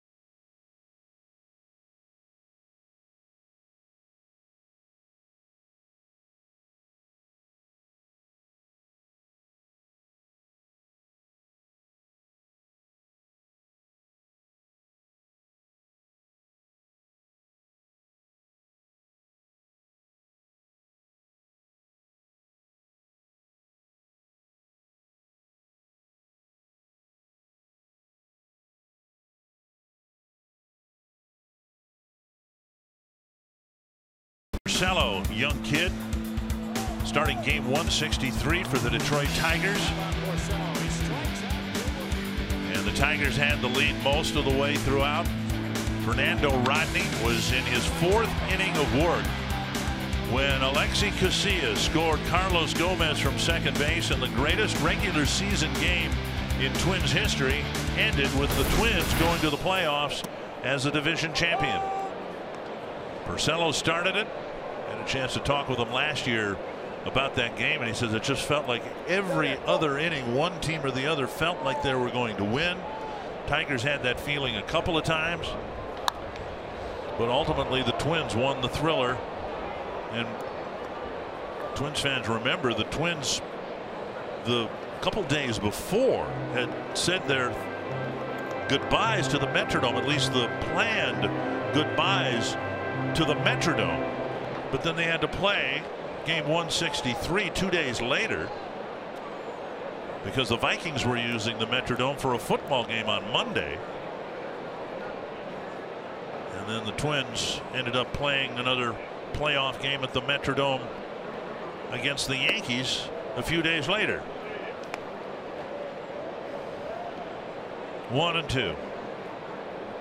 Say what you want about the old Metrodome, but it was the last place the Twins had home field advantage. Just hasn't happened here at Target Field yet. Twins got into the playoffs their first year here. Lost to the Yankees. And then, of course, had the 1-game wild card game last year. That was played at Yankee Stadium. 1-2 to Adrianza. I'm not talking postseason. I'm just saying that right. was a home field advantage. The Twins seemed to have the edge inside the Metrodome. And you experienced it from both sides. I did, yeah.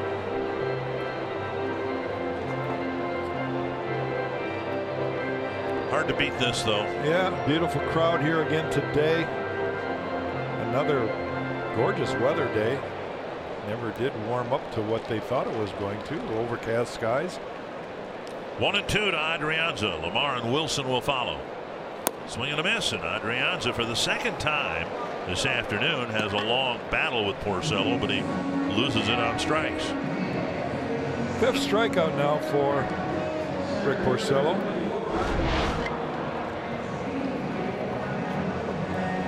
87 mile per hour. If it was a sinker or what it was, but broke down away from Adrian's swing. Here's Lamar. Drew a walk his first time up. Earlier I mentioned that Torrey Hunter and David Ortiz, who were teammates with the Twins, and of course Ortiz went on to iconic stature and with Red Sox Nation, and Hunter bounced around, came back. He's one of our broadcast partners here in Minnesota. They're going to be the coaches or managers in the Futures game, and extending that idea. See if you like this idea, because we talked last night about the difficulty baseball's had in getting contestants in the home run derby. You know, we don't know if Bryce Harper's going to swing away in the home run derby this year or not. Why not make it an alumni event? Oh, and bring back players who were typical all-stars. Yeah, you're going to bring back guys that are 2 years removed or less. Okay, so it's really not. I'm not suggesting that they try to get Frank Robinson to participate. Yeah, I think Frank Howard would have a tough time getting loose for that. But wouldn't that be fun to watch if you had Ortiz and maybe Hunter in it? Well, if nobody else wants to be, I guess it would be. Jose Bautista. I think it's just time to let it move. It's be done with it altogether. I'm not a fan. No, I just think it'd be fun to watch the players who were annually a part of the All-Star game compete in the home run derby. And you're looking at me like that's another one of my crazy ideas that no one would like. Okay, well put. I'd watch it. Well, then there's one person that would like it. See, Chipper Jones is going into the Hall of Fame. Jim Thomey's going into the Hall of Fame. You think those guys want to try to get? I don't know. Make it fun for them. Well, they're going into the Hall of Fame in a couple of weeks. Maybe they would. That down the line, but picked off by Devers. 2 away. The best hit balls by the Twins all day long, and it has to be right at the third baseman. 2 down, and now Bobby Wilson.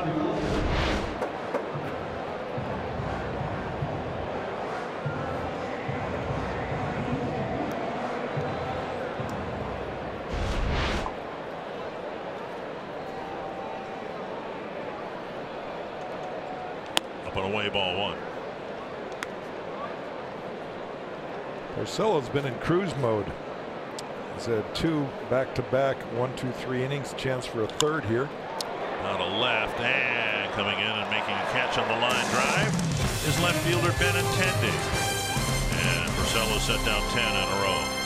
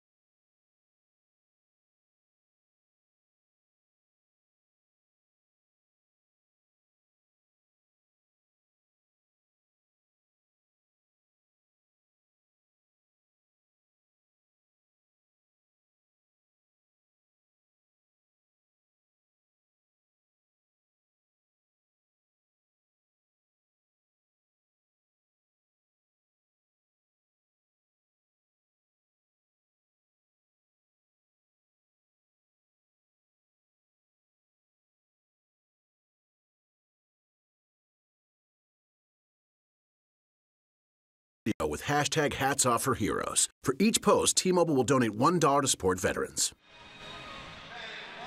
Kyle Gibson back out there. He'll eclipse the 100 pitch count. It looks like anyway, with him facing Sandy Leon, Jackie Bradley Jr. and Mookie Betts. See, the comparisons between the two starters. Kyle Gibson giving up 7 hits. Porcello just 1. 3 walks for Gibby, just 1 for Porcello. But again, I'll suggest to you that, here we are now into the 6th inning of the final game of the series. Yep. The Red Sox have only scored 5 runs in this series.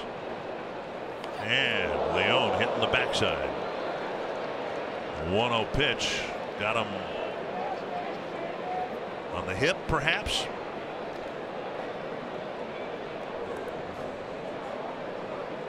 Well, if you're going to get a guy, that's where you get him. You saw that he tried to move back, then he moved forward, and a little too late.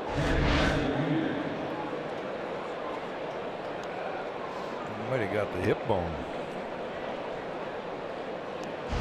Earlier you talked about Porcello having better command than he showed in the first inning against Escobar, and you could say the same thing about Gibson, couldn't you?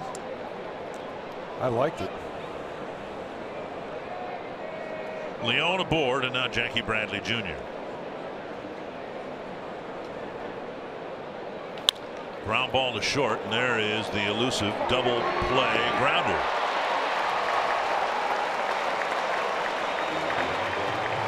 So Gibson on the very next pitch gets a ground ball to Adrianza, 2 down. Are you game for a little excitement? Head to foxsportsnorth.com, submit a photo and message for the opportunity to be featured in the Minnesota Lottery Winner's Circle during our broadcast and receive $100 in scratch tickets with the Minnesota Lottery. Every day is game day. 2 down, and now Betts. Well, 2 pitches, 2 outs, and couldn't have rolled it up any better when you're one of your best hitters taken out of the game because he got hit. You find a guy that's going to plug up the bases and get a result like that. 2 pitches, 2 outs. Betts with a single in the first and an opposite field home run in the 5th. Missing inside, now 2-0.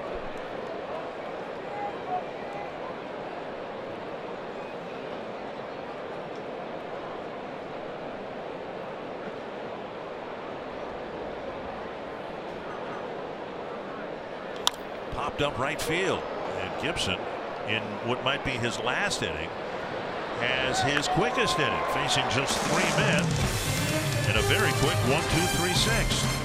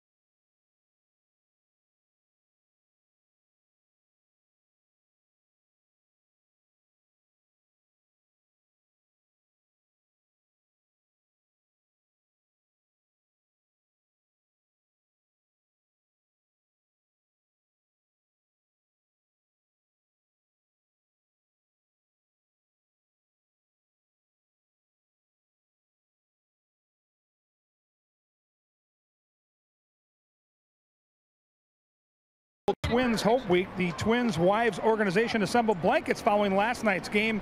They will be giving to local youth that have been hospitalized. Great work by the Twins Wives organization for kids in the hospital. Great looking stuff there. Assembled again, guys, by the Twins Wives organization. Yeah, I saw them last night. They were working in the press conference room diligently all night long last night. Eddie Bauer part of that, and it'll be husband Joe leading off the 6th against Rick Porcello. Since we flashed back to 2009, that was the year Joe won the American League MVP. And the production of just 5 months worth of work, you tend to forget he didn't play it all in April. 1 strike. Swing and a miss, 2 strikes. Well, he needs to figure out Rick Porcello right now. He's been in cruise mode, setting down 10 straight Twins hitters. Twins need to put a little pressure on him, get him out of the stretch.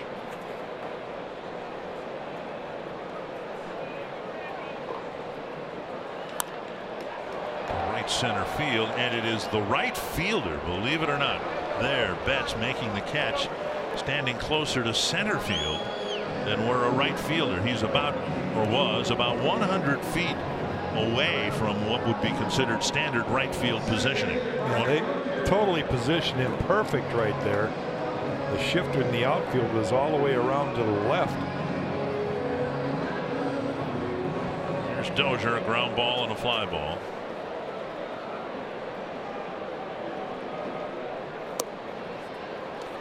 And Porcello, of course, a ground ball pitcher, yet he's not gotten a ground ball out since Mauer's leadoff ground out in the 3rd inning. All the other outs have been through the air or via strikeout. Here's another one through the air. A tall fly ball to short center field. Bradley makes the catch. It's out number 2. We'll bring up Taylor Motter. Twins fans, if you can't catch the games on TV, stream them live on your mobile device with Fox Sports Go, presented by Coors Light. Download the app, take Fox Sports North and Twins baseball wherever you go. Here's Motter, his first plate appearance since Escobar's strikeout in the 3rd. Escobar was hit by Porcello's first pitch in the 1st inning. Hit in the back of the right elbow, and throughout the duration of his participation, Escobar showed varied signs of discomfort, disgust, pain. And now it's 0-2 to Motter.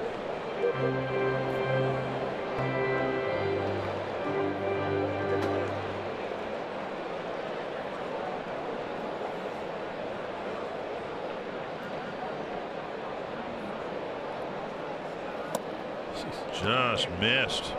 Nearly took a called 3rd strike. Porcello's definitely dialed in. You see his second to last pitch there, an off-speed breaking ball. When you see guys being able to flip those up there for strikes, he is definitely comfortable right now. Motter trying to get a board for Logan Morrison.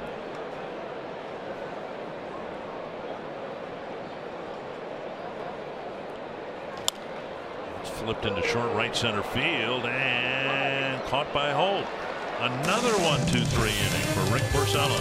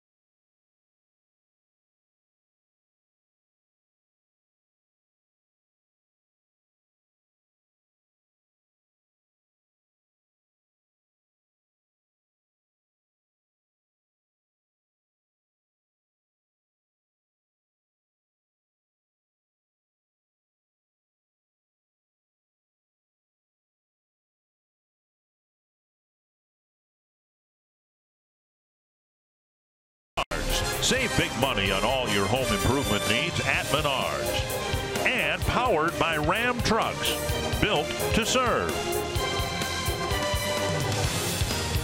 2-0 Boston.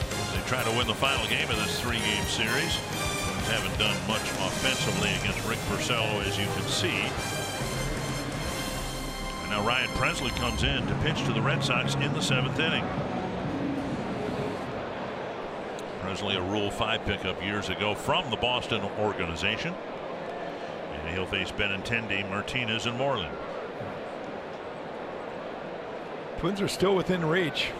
And Pressly needs to get them back in the dugout and hope that they can maybe figure out something off Porcello. Swing and a miss by Benintendi. 1 for 3 on the day. A single his last time up.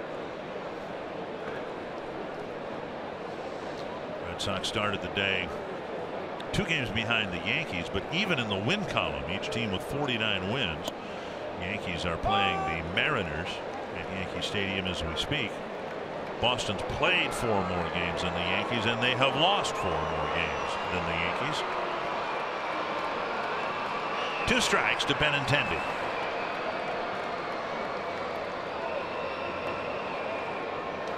And fouled back.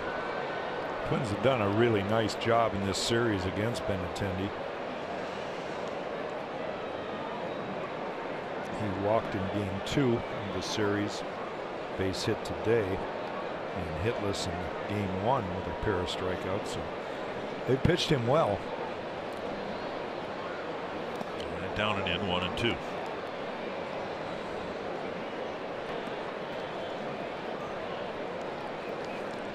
That has been the one positive for the Twins this year, the fact that they have pitched much better than any Twins team that's taken the field here in quite a few years. And they've done it so far without their ace. 17-game winner Irvin Santana hasn't even thrown a pitch, and it doesn't sound like his return. Well, I know his return isn't imminent, but any time before the All-Star break, I think, would be unrealistic at this point. 2 and 2 to Benintendi.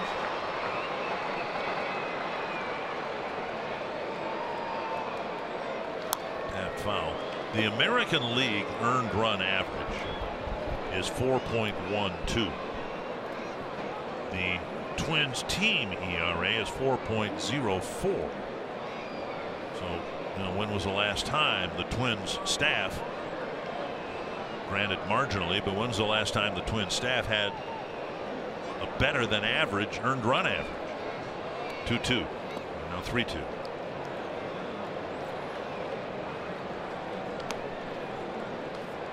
And the aspect of the game that I just didn't see coming, offense. I thought the Twins were going to score plenty of runs, and that's just been their nemesis so far. Again here today, being shut out. On the outside corner, and Benintendi thought again it was ball 4. 1 down, Pressly striking out Andrew Benintendi. Replay brought to you by Carrier. And again, credit Pressly for the strikeout, but also tip your cap to the catcher. Bobby Wilson seemed to do a good job framing that pitch. 1 down, and now J.D. Martinez.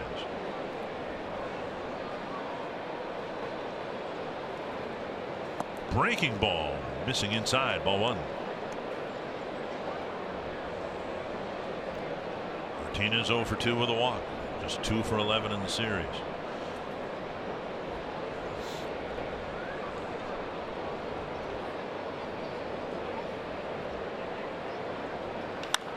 And a shift beater. Martinez with a hot ground ball to the right side, nobody there, and it's a 1-out single.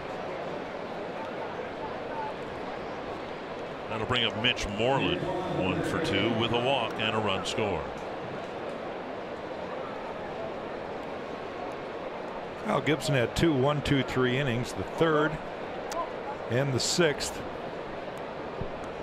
He leaves the game throwing 105 pitches, 6 innings, 7 hits, 2 earned runs. So Twins still within reach. Need a ground ball right here from Ryan Presley. Down and away, ball one. Twins have shifted Moreland the entire series to the right side. Mater the only one on the left side. Taylor Rogers getting loose.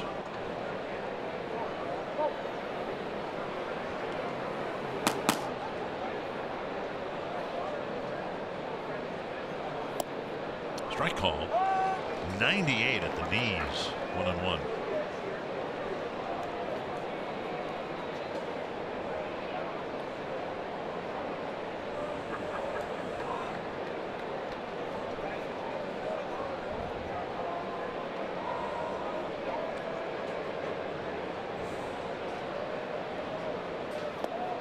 And now 2-1.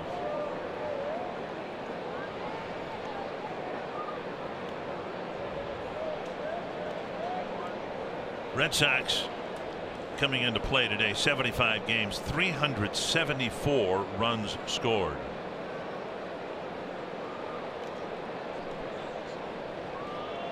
Third behind the Astros and Yankees. And now 3-1. Third, and to be able to shut them out in game one and allow one run. Excuse me, they didn't shut them out. They gave up 2 runs in game one. 1 run yesterday and 2 runs today. 5 runs total for a team that is third in the league in scoring runs. That's pretty good. 3-1 to Mitch Moreland. And now a walk, putting Moreland aboard. First and second, 1 down. And Bogaerts will have a chance to increase the lead. Cheer on the Twins. Friday, the Rangers are in town. The first 10,000 fans tomorrow night get a Nothing Falls But Raindrops Buxton bobblehead presented by Pentair. Go to twinsbaseball.com/tickets or for tickets. And here is Bogaerts. 2 lineouts and a single. Now the base hit was something to behold. He got jammed and somewhere above his hands, maybe even in the red part of the bat handle, he had a ball that landed between the shortstop and the pitcher and may have bounced once, and he got an infield hit. Yeah, the only thing that would have made that the ugliest hit ever would have been if Kyle Gibson would have broke his bat in half too. Somehow the bat stayed intact, but he definitely got in on him there. 1 strike to Bogaerts, and now a swinging strike 2.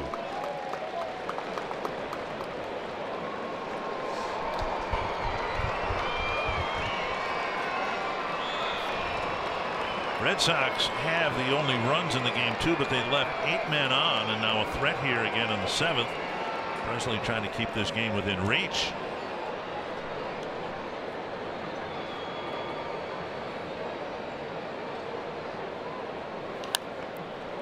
He's fouled back. Torrey Hunter fan clanked on that one.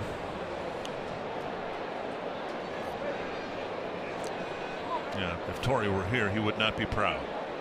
Had what, 8 gold gloves? Yeah.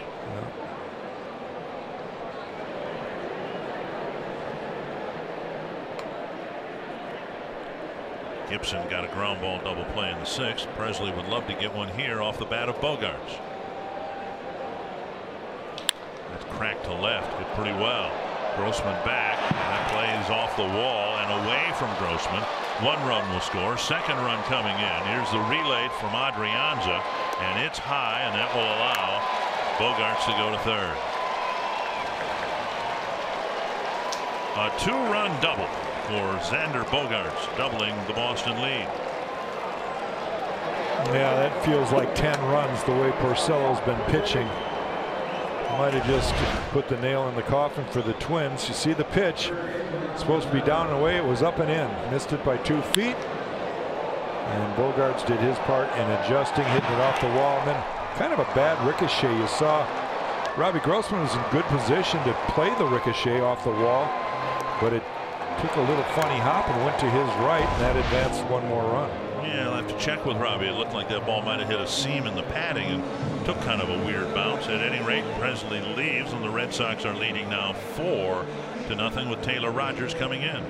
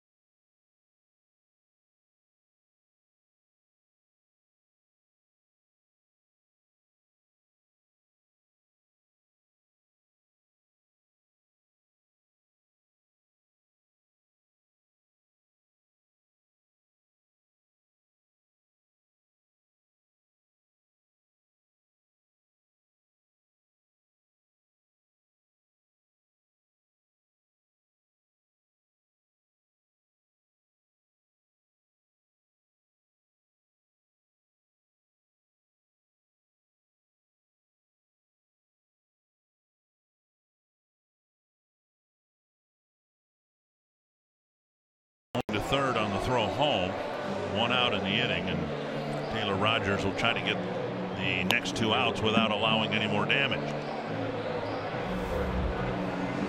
Rogers with a good outing last night, had a 1-2-3 inning, struck out a couple of left-handed batters. Twins will have the infield in here for Devers. Devers is 0 for 3, 2 strikeouts and a pop-up. Left the bases loaded in the 5th inning by popping up for the 2nd out.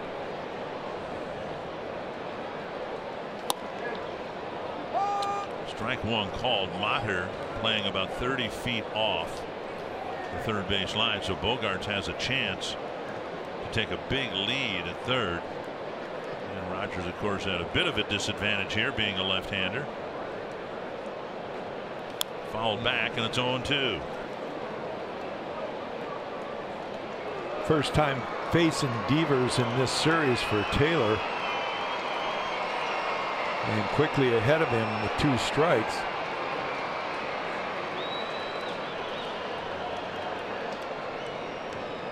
See if he goes up in the zone. That's where they've been getting him out, swinging out of the zone upstairs.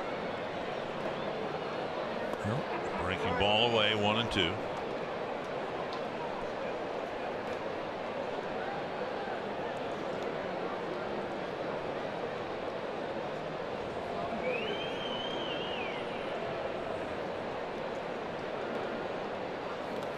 Nice blocked by Wilson there. That ball knifed down into the right-handed batter's box.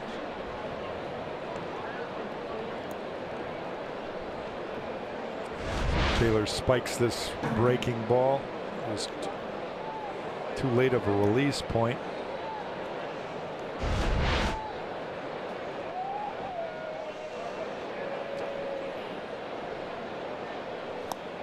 And now 3-2. Holt on deck. Devers hitting just .234. Rogers wants to get him and then go after Holt.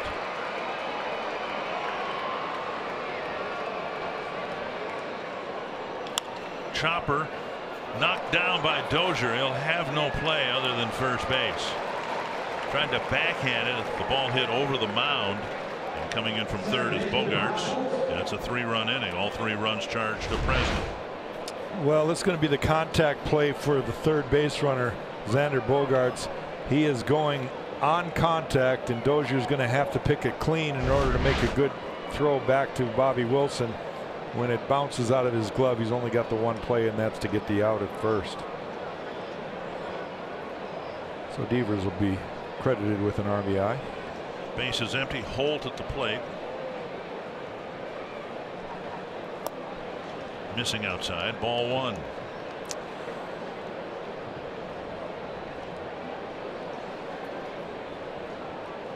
All 3 runs now charged to Ryan Presley in this inning.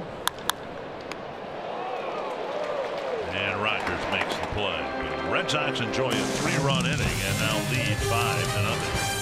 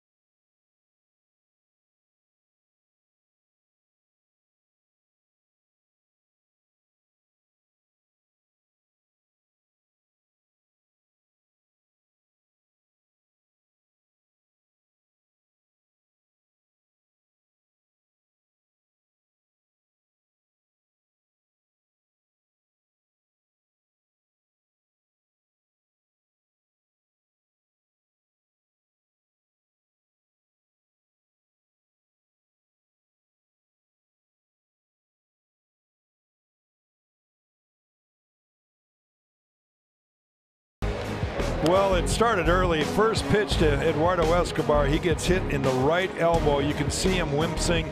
He's in pain. He goes up there diligently trying to stay in the game. Swings and misses, and he has to come out. And then the 7th inning with a 2-run lead already, 2 men aboard. Xander Bogaerts gets a double that puts the Sox up 4-0. And it's been all Rick Porcello today for the Sox. He has retired 14 guys in a row, something like that. I have him with 13 in a row. Logan Morrison will lead off the 7th. Twins need to, well, they need to do more than peck away at the 5-0 lead. They're running out of outs here. 1-0 to Morrison. He has the only Twins hit. It was a solid first pitch single to left field back in the first inning. Look at how efficient Porcello's been too. 90 pitches and top of 7 or bottom of 7 here for him. Twins have been hitting the ball in the air a lot against Porcello. This one will hit in the air to right center field, and drifting toward the gap is Betts. On the way. This copyrighted telecast is presented by authority of the Minnesota Twins. It may not be reproduced or retransmitted in any form, and the accounts and descriptions of this game may not be disseminated without express written consent to the Minnesota Twins. Morrison 1 for 3, and now Robbie Grossman 0 for 2.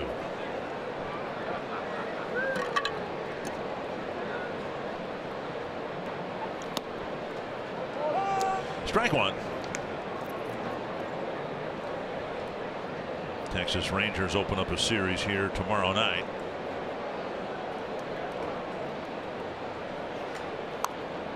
Foul into the Boston dugout.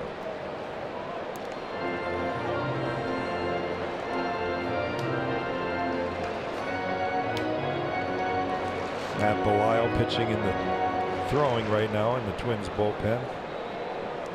Down by 5 runs. This might be a good spot to get him another inning of work in. Just away 1-2. Would imagine the Rangers are already in town. They finished a series in Kansas City last night. There's Belisle. And Grossman takes up and away 2-2.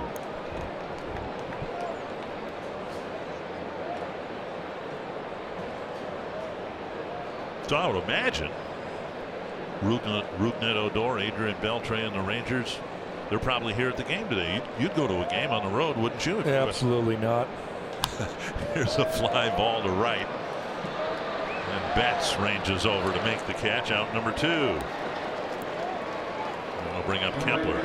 Join Fox Sports North at the next viewing party coming up Wednesday, June 27th. Beginning at 6:30 p.m. at Wild Boar Bar and Grill in Oakdale. You can watch the Twins take on the White Sox. It says here Chicago, but that's the road trip where we're playing both the White Sox and the Cubs. That game that night is against the White Sox. You can enjoy drink specials, register for tickets and prizes and more. Visit foxsportsnorth.com/events for details. And now Kepler with a fly to right, and Betts has that measured. Chance to tie a record. Another 1-2-3 inning for Rick Porcello.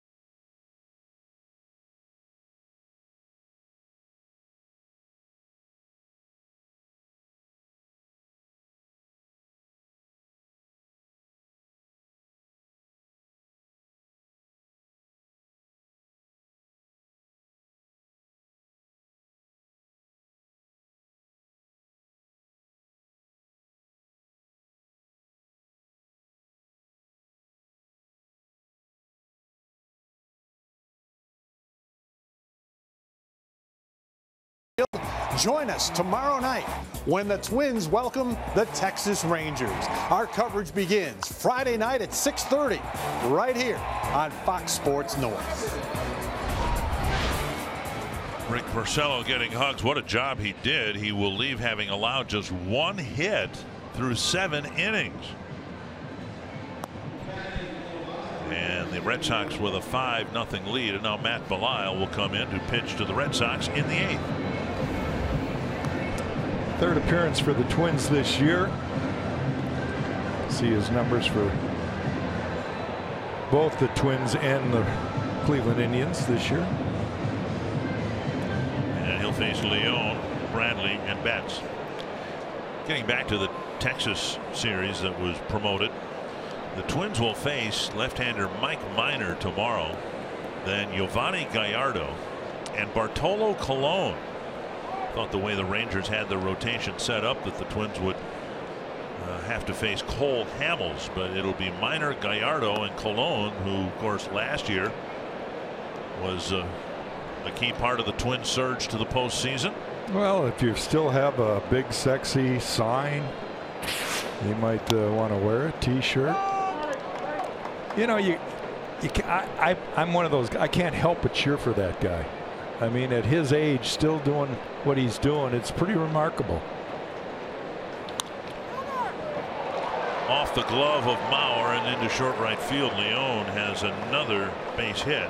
He's reached all 4 times. Yeah. He's walked 2 hits and he got hit by a pitch.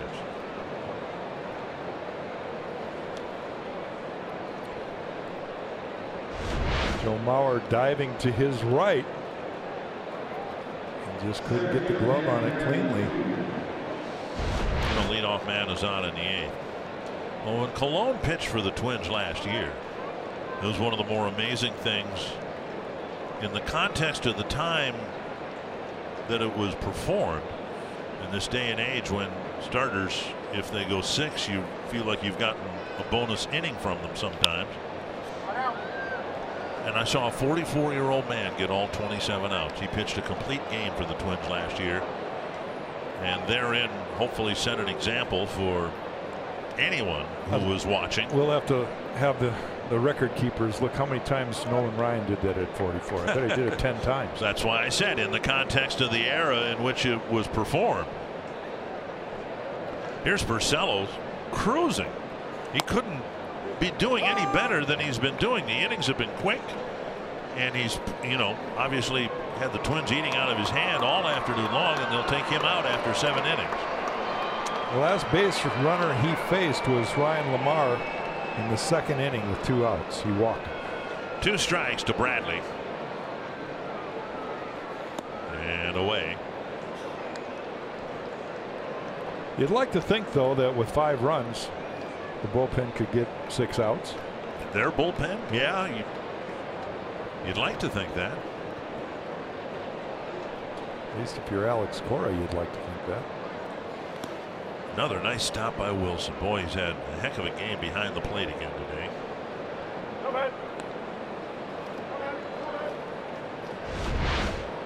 Breaking ball here. You see that he's shifting to his right again. Gets those hands down and chest protector up over the baseball. It bounces, hits him in the chest, and dies right in front of him.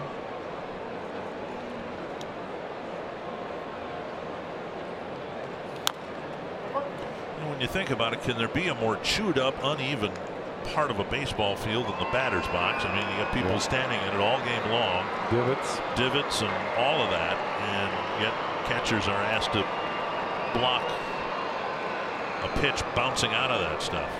They're a different breed. They are absolutely get abused over the years. Dug out of the dirt again, 3-2. Must not have been dug out of the dirt because he threw the ball right back to the pitcher. Twins fans haven't had much to cheer about here today.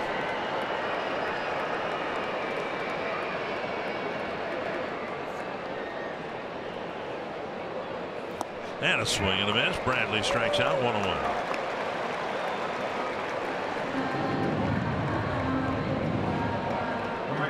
Bradley might be in kind of a tough spot here. He's not hitting at all.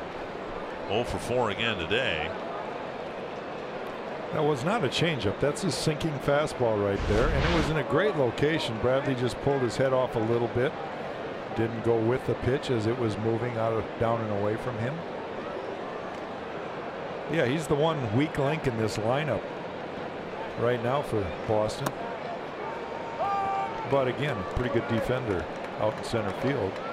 The Red Sox or the Yankees, one or the two of them, it looks like is going to, they're going to have to win one game to stay alive in the postseason.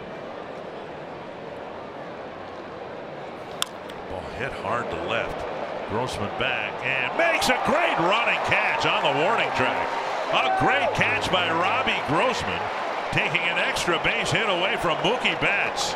Tremendous play by the Twins left fielder. This is a dead sprint right to where the ball is going to be. So a great route by Robbie, and he recognized that it's a hard hit ball, so he has to get on his horse right away and then leaps for the ball, and it goes in his glove. Great play. Those have to be the toughest for outfielders because there's so little time to react. That wasn't a fly ball, that was a rocket. And Grossman had to take the right angle and close on it as quickly as he could. Got there just in time. Here's Benintendi.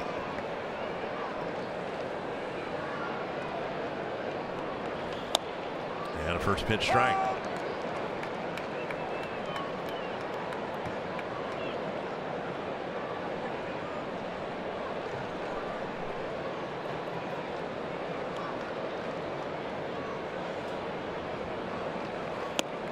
And a strike.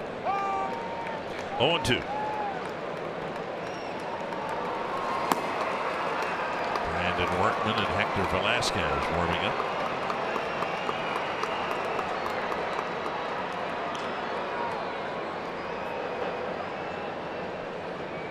if there's a save to be had in the 9th inning, you'd expect Craig Kimbrell to pitch the 9th. If it stays 5-0, perhaps not. Yeah, we haven't seen him at all in this series. The Red Sox haven't had a lead to protect late in the game. Driven to right center and deep. That's not coming back. Benintendi bangs one off the facing of the second deck. A 2-run home run, and it's 7-0.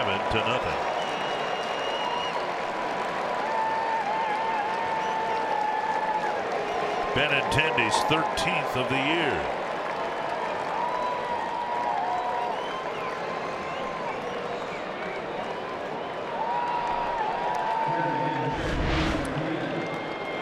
Ball down in the zone, and that uppercut swing that so many kids are taught to take nowadays just lifts the ball hard to right field, and it's hit a long way right off the facing of the second deck. An attempt to catch the ball with the cap.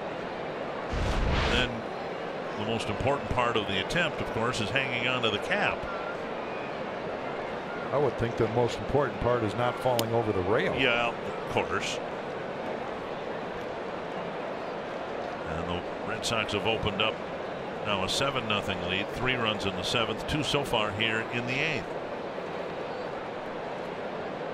1-0 to J.D. Martinez.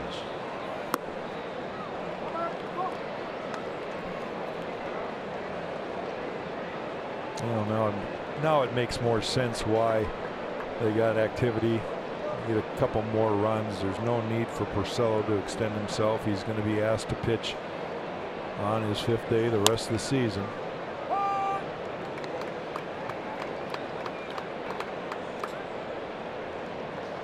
Isn't it interesting? I mean, it's another area where the game has changed. We saw Terry Francona take Corey Kluber out after 5 innings last Friday in Cleveland because they figured, look, we hope, we intend on being there at the end. Any bullets fired now might not be available then in October. There's a ball hit off the wall in right, and Martinez has a double, his 2nd hit of the ball game. And I don't know, you tell me, in your career, was there even a concern in June about what might be left in October, or when you got to the playoffs, did the teams say, all right, here's what we got, now let's move forward? No, it wasn't played that way. It wasn't analyzed that way. You see the breaking ball left out over the plate, and Jaggy, strong guy, he's done that many times. And now 2 down, a runner at 2nd, and here's Mitch Moreland.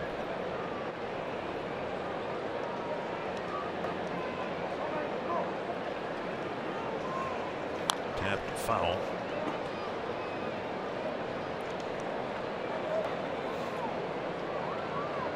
Last year in the division series, Chris Sale had a couple of disappointing starts, a couple of disappointing appearances. Only 1 start against the Astros, and they didn't go well, and people concluded that I'm not, this isn't my theory, okay, so don't blame me, don't give me a dirty look, none of that.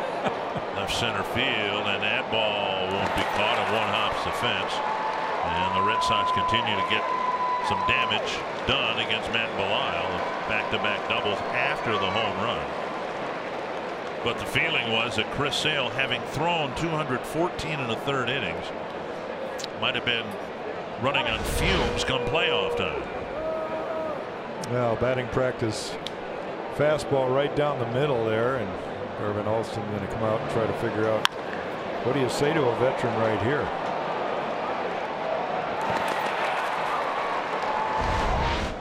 In the inning, 4 hits, 3 runs.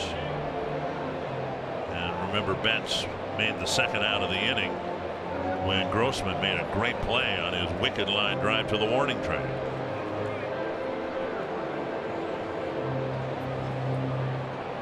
Bogarts with a 2-run double his last time up.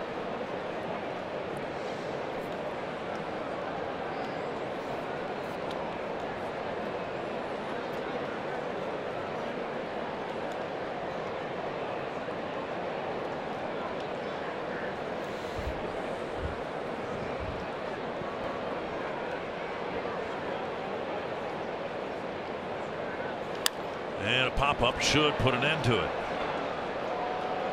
Mauer coming in, and he makes the catch in the inning end. The Red Sox got 3 in the 7th, had 3 more in the 8th.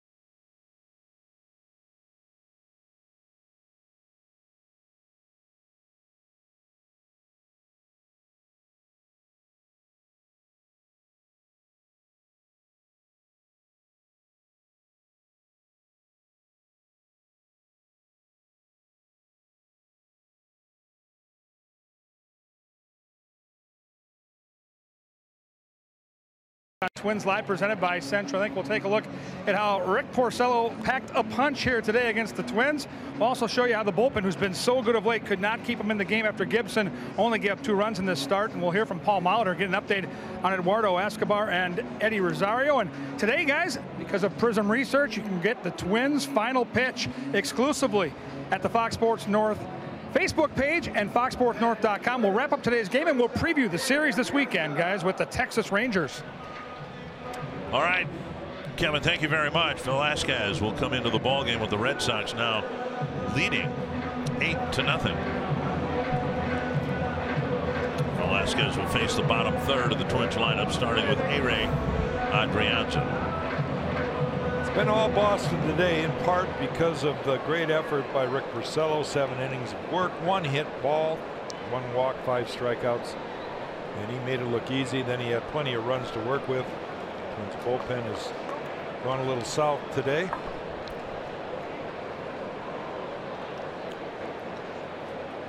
Porcello exited the game in this day and age when it seems like you hardly ever see a 1-2-3 inning, and he strung 5 of them together in a row before leaving to finish off the game. And he got a lot of fly ball outs and gave up just the 1 hit. Twins have been out hit 13-1, so the 8-0 score should not surprise you. Adrianza struck out twice, and he's got a 1-1 pitch here from Velasquez, and another ball hit in the air to short center, and Bradley makes the catch in the vicinity of Bogaerts. 1 away. Take a look at Rick Porcello's day, and it was pretty effortless today. He was able to locate with all his pitches. Tough one for Eduardo Escobar, but you see some of these pitches, great movement, balls tailing back over into the strike zone. Made it look easy. And now Lamar. Chopper. Foul.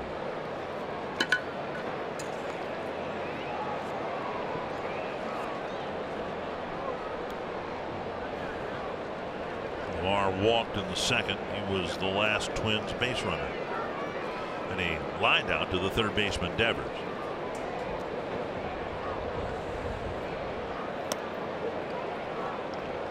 I'm going to ask you to do something that you might feel uncomfortable doing. The 1 year you pitched for the Twins, counting the postseason, you pitched over 280 innings. 280. But can you see the wisdom in doing what the Red Sox did with Porcello, what the Indians did with Corey Kluber on Friday, saving innings for later use? I can see it because, again, we're going to relate it to today's generation. Bouncer toward the hole. Bogaerts drops it, and he'll have no play. We'll see whether they rule hit or error. I'm guessing a base hit. It would be just the Twins' second of the ballgame.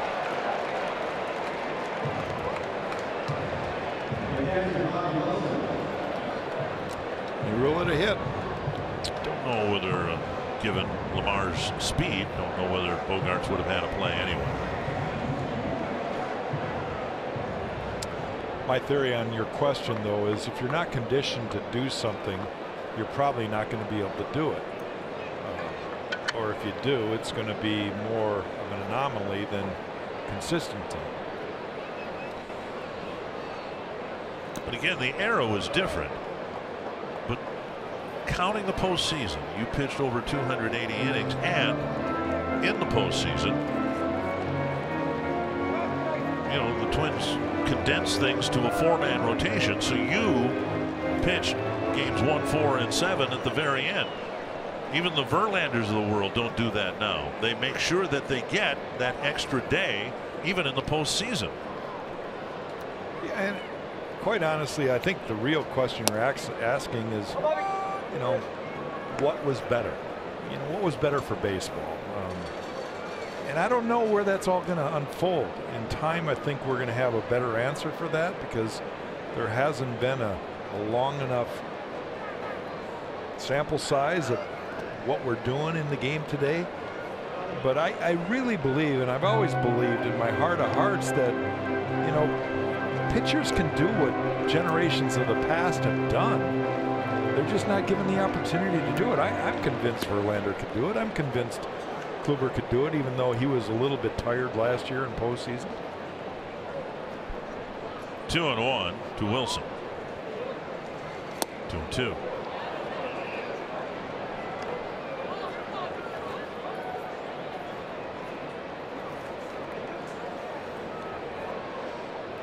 Mauer will hit next. He hopes with a couple of men on board.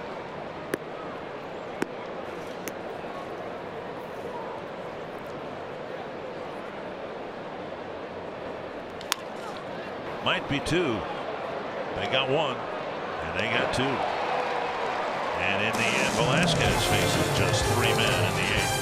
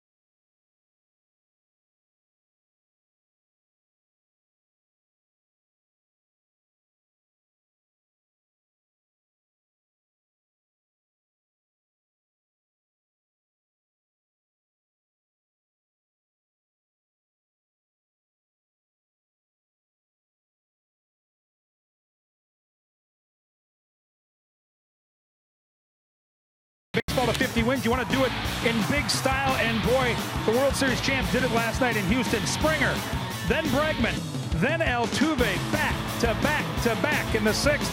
They hit 4 home runs in a 5-1 victory, the first to 50 wins. Might not last long, though. Both the Yankees and the Red Sox are sitting on 49, and we know the Red Sox are winning here.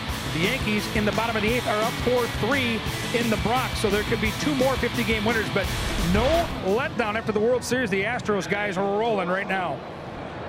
Well, thank you, Kevin. 8-0 here, and yeah, on the other side of the coin in New York, the Mariners are finding out how frustrating it can be to try to beat the Twins or beat the Yankees in New York.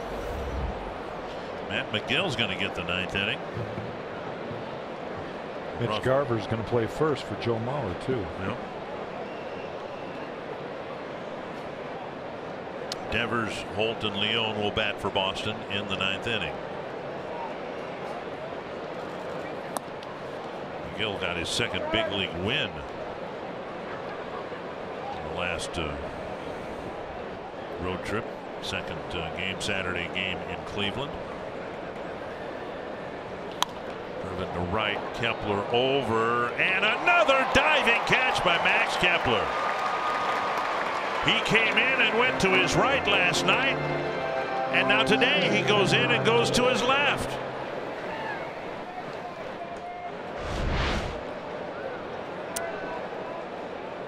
Well, another great catch, good jump. This one wasn't quite as difficult as last night's catch, but you've got to really focus on the baseball. He's kind of doing a little layout there at the end, but either that or run through it, and I think you have a better chance of knowing how your body's able to be controlled. Good play. One strike to Holt, and now a check swing. They'll appeal, and he went. 2 strikes. Holt 1 for 4 in the ball game.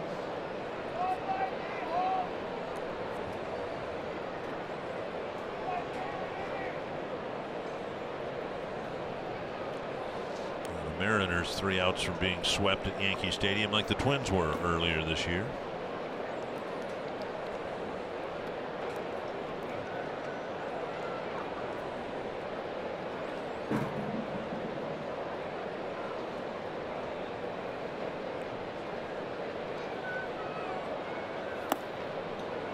Two and two.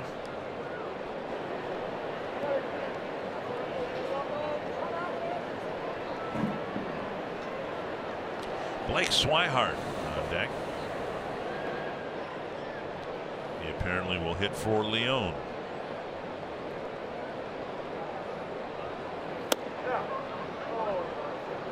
Three and two.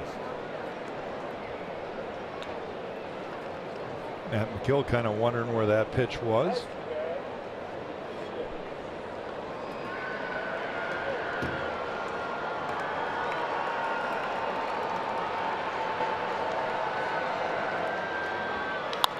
Deep drive to right field. Kepler's back, and that ball's high off the wall, and Holt will hold up with a double. Just missed, clearing the fence, and it's a 1-out double. Red Sox have had their hitting shoes on today. Another ball that was left out over the middle of the plate. And held to just 3 runs in the first 2 games. 2 hits, 2 hits, 2. Everybody but Devers and Bradley. And if you've gotten 1 hit, you've also gotten 2. And Leone lifted for a pinch hitter with Swihart hitting here in the 9th. Swihart will get a chance to catch the bottom of the inning.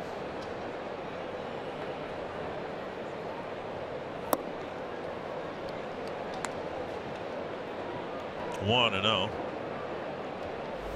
Swihart not getting much playing time, just 67 at bats. He's a switch hitter, hasn't hit much from either side of the plate, as those numbers would indicate. And you can imagine whatever the Red Sox determine their needs might be moving forward into what they hope will be the playoffs, that Swihart would be a commodity they might consider trading. catcher by trade, but he's also been kind of a utility guy. Had 288 at bats in 2015, hit 274 with some pop, and came into the season hitting 270 with 355 at bats. Catchers who can do other things, and we're seeing Garver play some at first base. Twins had Chris Herman for a while, was with Arizona, most recently with Seattle. Catchers who can do other things are invaluable in this day and age when there are only 3 bench players.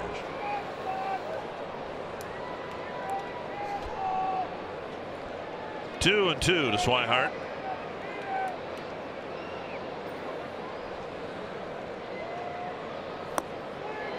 Swihart, former first-round draft pick, goes down on strikes, 2 away, and that'll bring up Brad. Twins season ticket packages are now more convenient than ever. All traditional ticket plans include unlimited ticket exchange options, so you never have a ticket go unused. Season ticket holders are automatically enrolled in the Sweet Spot Benefits and Rewards program. You can learn more at twinsbaseball.com/season tickets. Here's Bradley hoping to avoid an 0 for 5 game.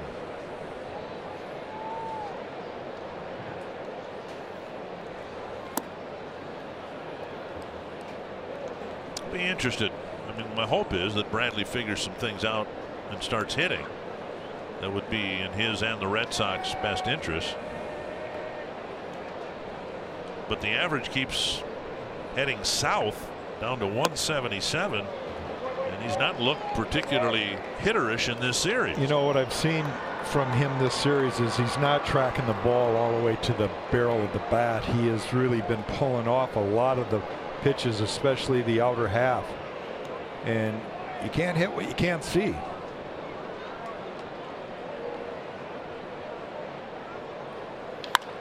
Toward the hole, and he finds some room through the right side, and Holt will score a run the Red Sox probably aren't going to need. It's now 9-0. So he gets a hit, drives in a run, and McGill gives up a run. That's maybe the most notable thing that's happened here. He hadn't given up one since the Twins were in Seattle. Well, he keeps his head on that one. Ball a little bit on the outer half, gets past a diving Brian Dozier. And now Betts has hit the ball hard here today, including an opposite field home run in the 5th inning that made the score at the time 2-0. Outside, ball 1.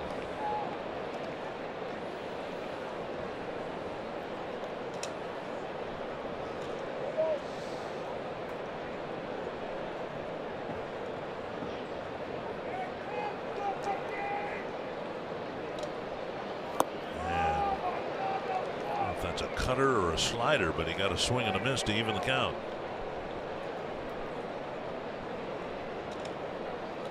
Look at the ball, the late movement on this pitch. Yeah, that's probably, you know, everybody wants to call it a cutter today, but it's a slider. And now 2-1. It's the way you're supposed to throw a slider. You cut your fingers through the ball and you snap it from the backside, and you get that good tail. Typically cutters are only maybe 3-4 inches from left to right or right to left for a right-hander. Awkward swing and a foul.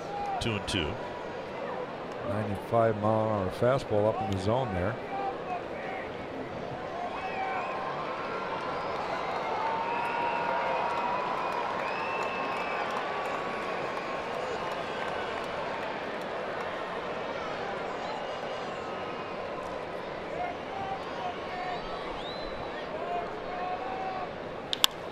Another hit for Betts, 3rd of the ball game. And there are runners at 1st and 2nd with 2 down for Benintendi.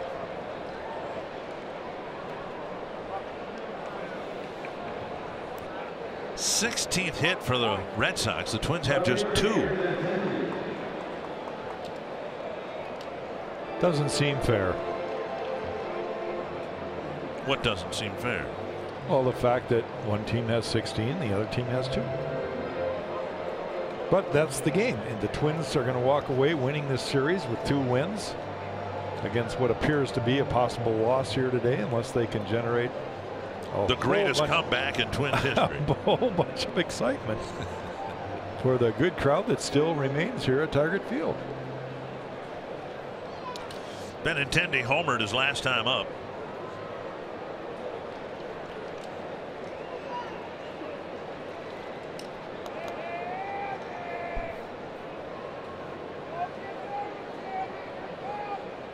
Fouled back, 1 strike.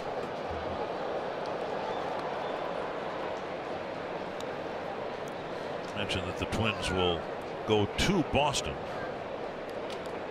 and play at Fenway Park July 26th, 27th, 28th, and 29th. Could be an interesting time. Twins hope it's interesting for them, but it could be an interesting time for the Red Sox, given that the trade deadline is just a couple days after that. 1-1 to Benintendi. Called strike, 1-2. You've got such polarity in the game right now, with some teams have already picked up 50 wins, others already have 50 losses. The Orioles and the Royals all have more than 50 losses. Just a matter of time here, perhaps even this weekend the Marlins will have their 50th loss. White Sox rained out today. They've got 49 losses. 2-2. So you can call them the haves and the have-nots, but in baseball terms, this time of the year, you can relate them to being buyers or sellers. Well, Bud Selig, former commissioner's vision for baseball was to have parity, everybody even, so that there would be all these cities with excitement as they head towards postseason. There's a call, 3rd strike, and the inning ends. The Red Sox add 1 more in the top of the 9th. That's now 9-0.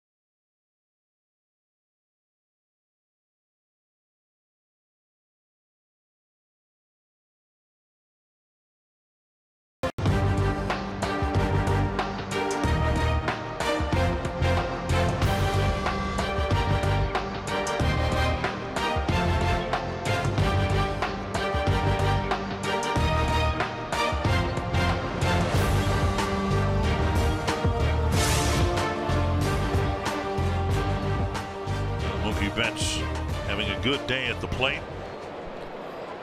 and Benintendi with a home run. Red Sox have pounded out 16 hits, scored 9 runs. It'll be Mitch Garver leading things off for the Twins here against Velasquez.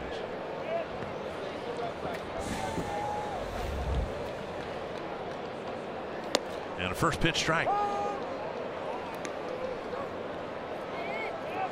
Mike Swihart is catching the bottom of the 9th inning.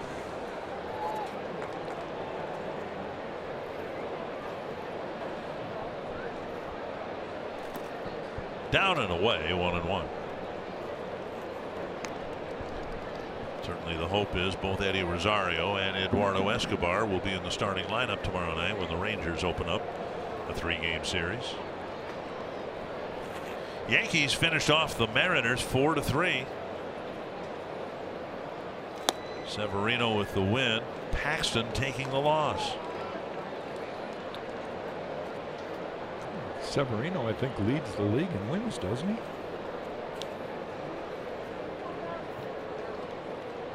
His win today, his 11th of the year. I think Kluber's got 11 too. Yeah, that's true. Up and in, and it's 3-1. I think the Mariners are looking for sympathy, but the Twins can feel their pain going into New York and being unable to beat the Yankees. So the Yankees with 50 wins, the Astros with 50 wins, and the Red Sox are 3 outs away from getting their 50th win. Garver to center and a base hit. Just the 3rd Twins hit of the ball game. They've all been singles.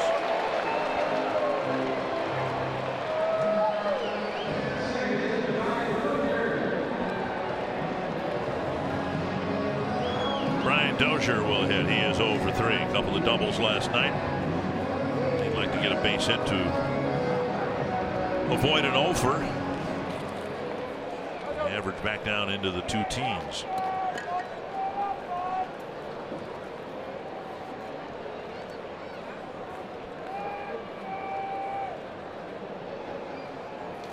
Strike 1.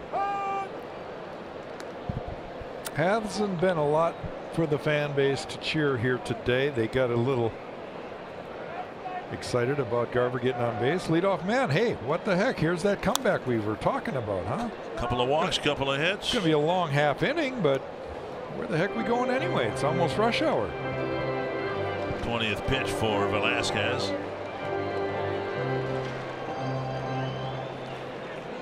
There's a rally cap or something. 2 strikes to Dozier. That's hit to the gap in right center field. And that won't be caught. Dozier has another extra base hit. Garver's going to be held at 3rd. Brian Dozier poking a drive to the gap in right center.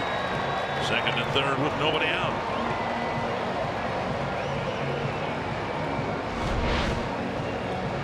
Nice approach by Brian with the 2 strikes. That's a great indication right there. Ball out of the way, and he kind of goes that way with it. He wasn't pulling off of it. He barrels up the ball, drives it to right center.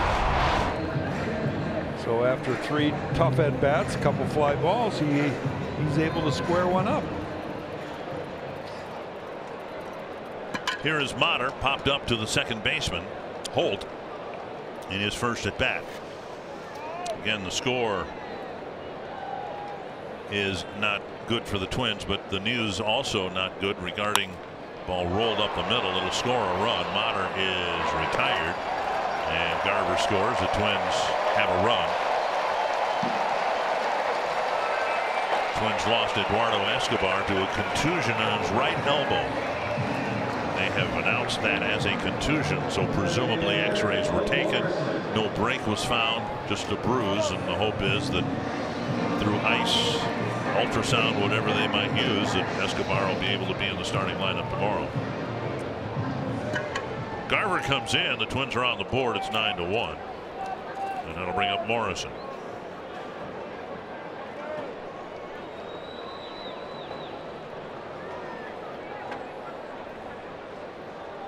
Inside, ball 1.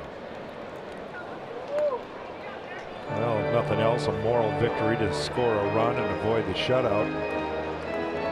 Crowd showing their appreciation for at least seeing one Twins runner across the plate.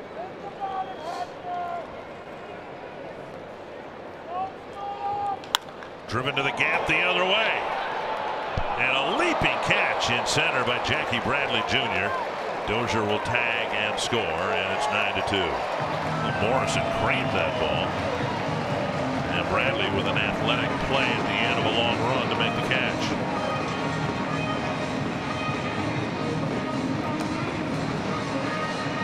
Base is empty, 2 runs in, and now Robbie Grossman.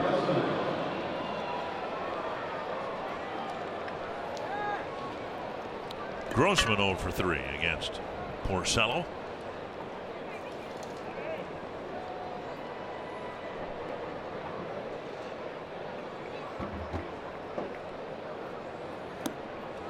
Down and away, ball 1.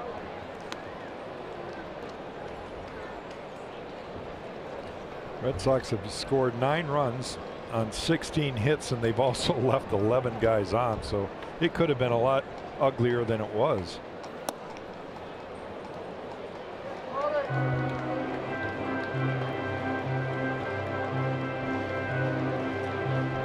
Two and 0.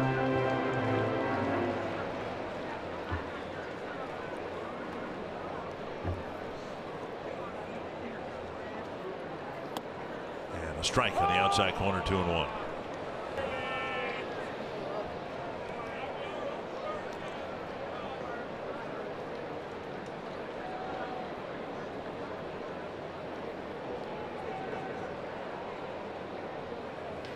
Tap to the right side. Holt waits from short right field.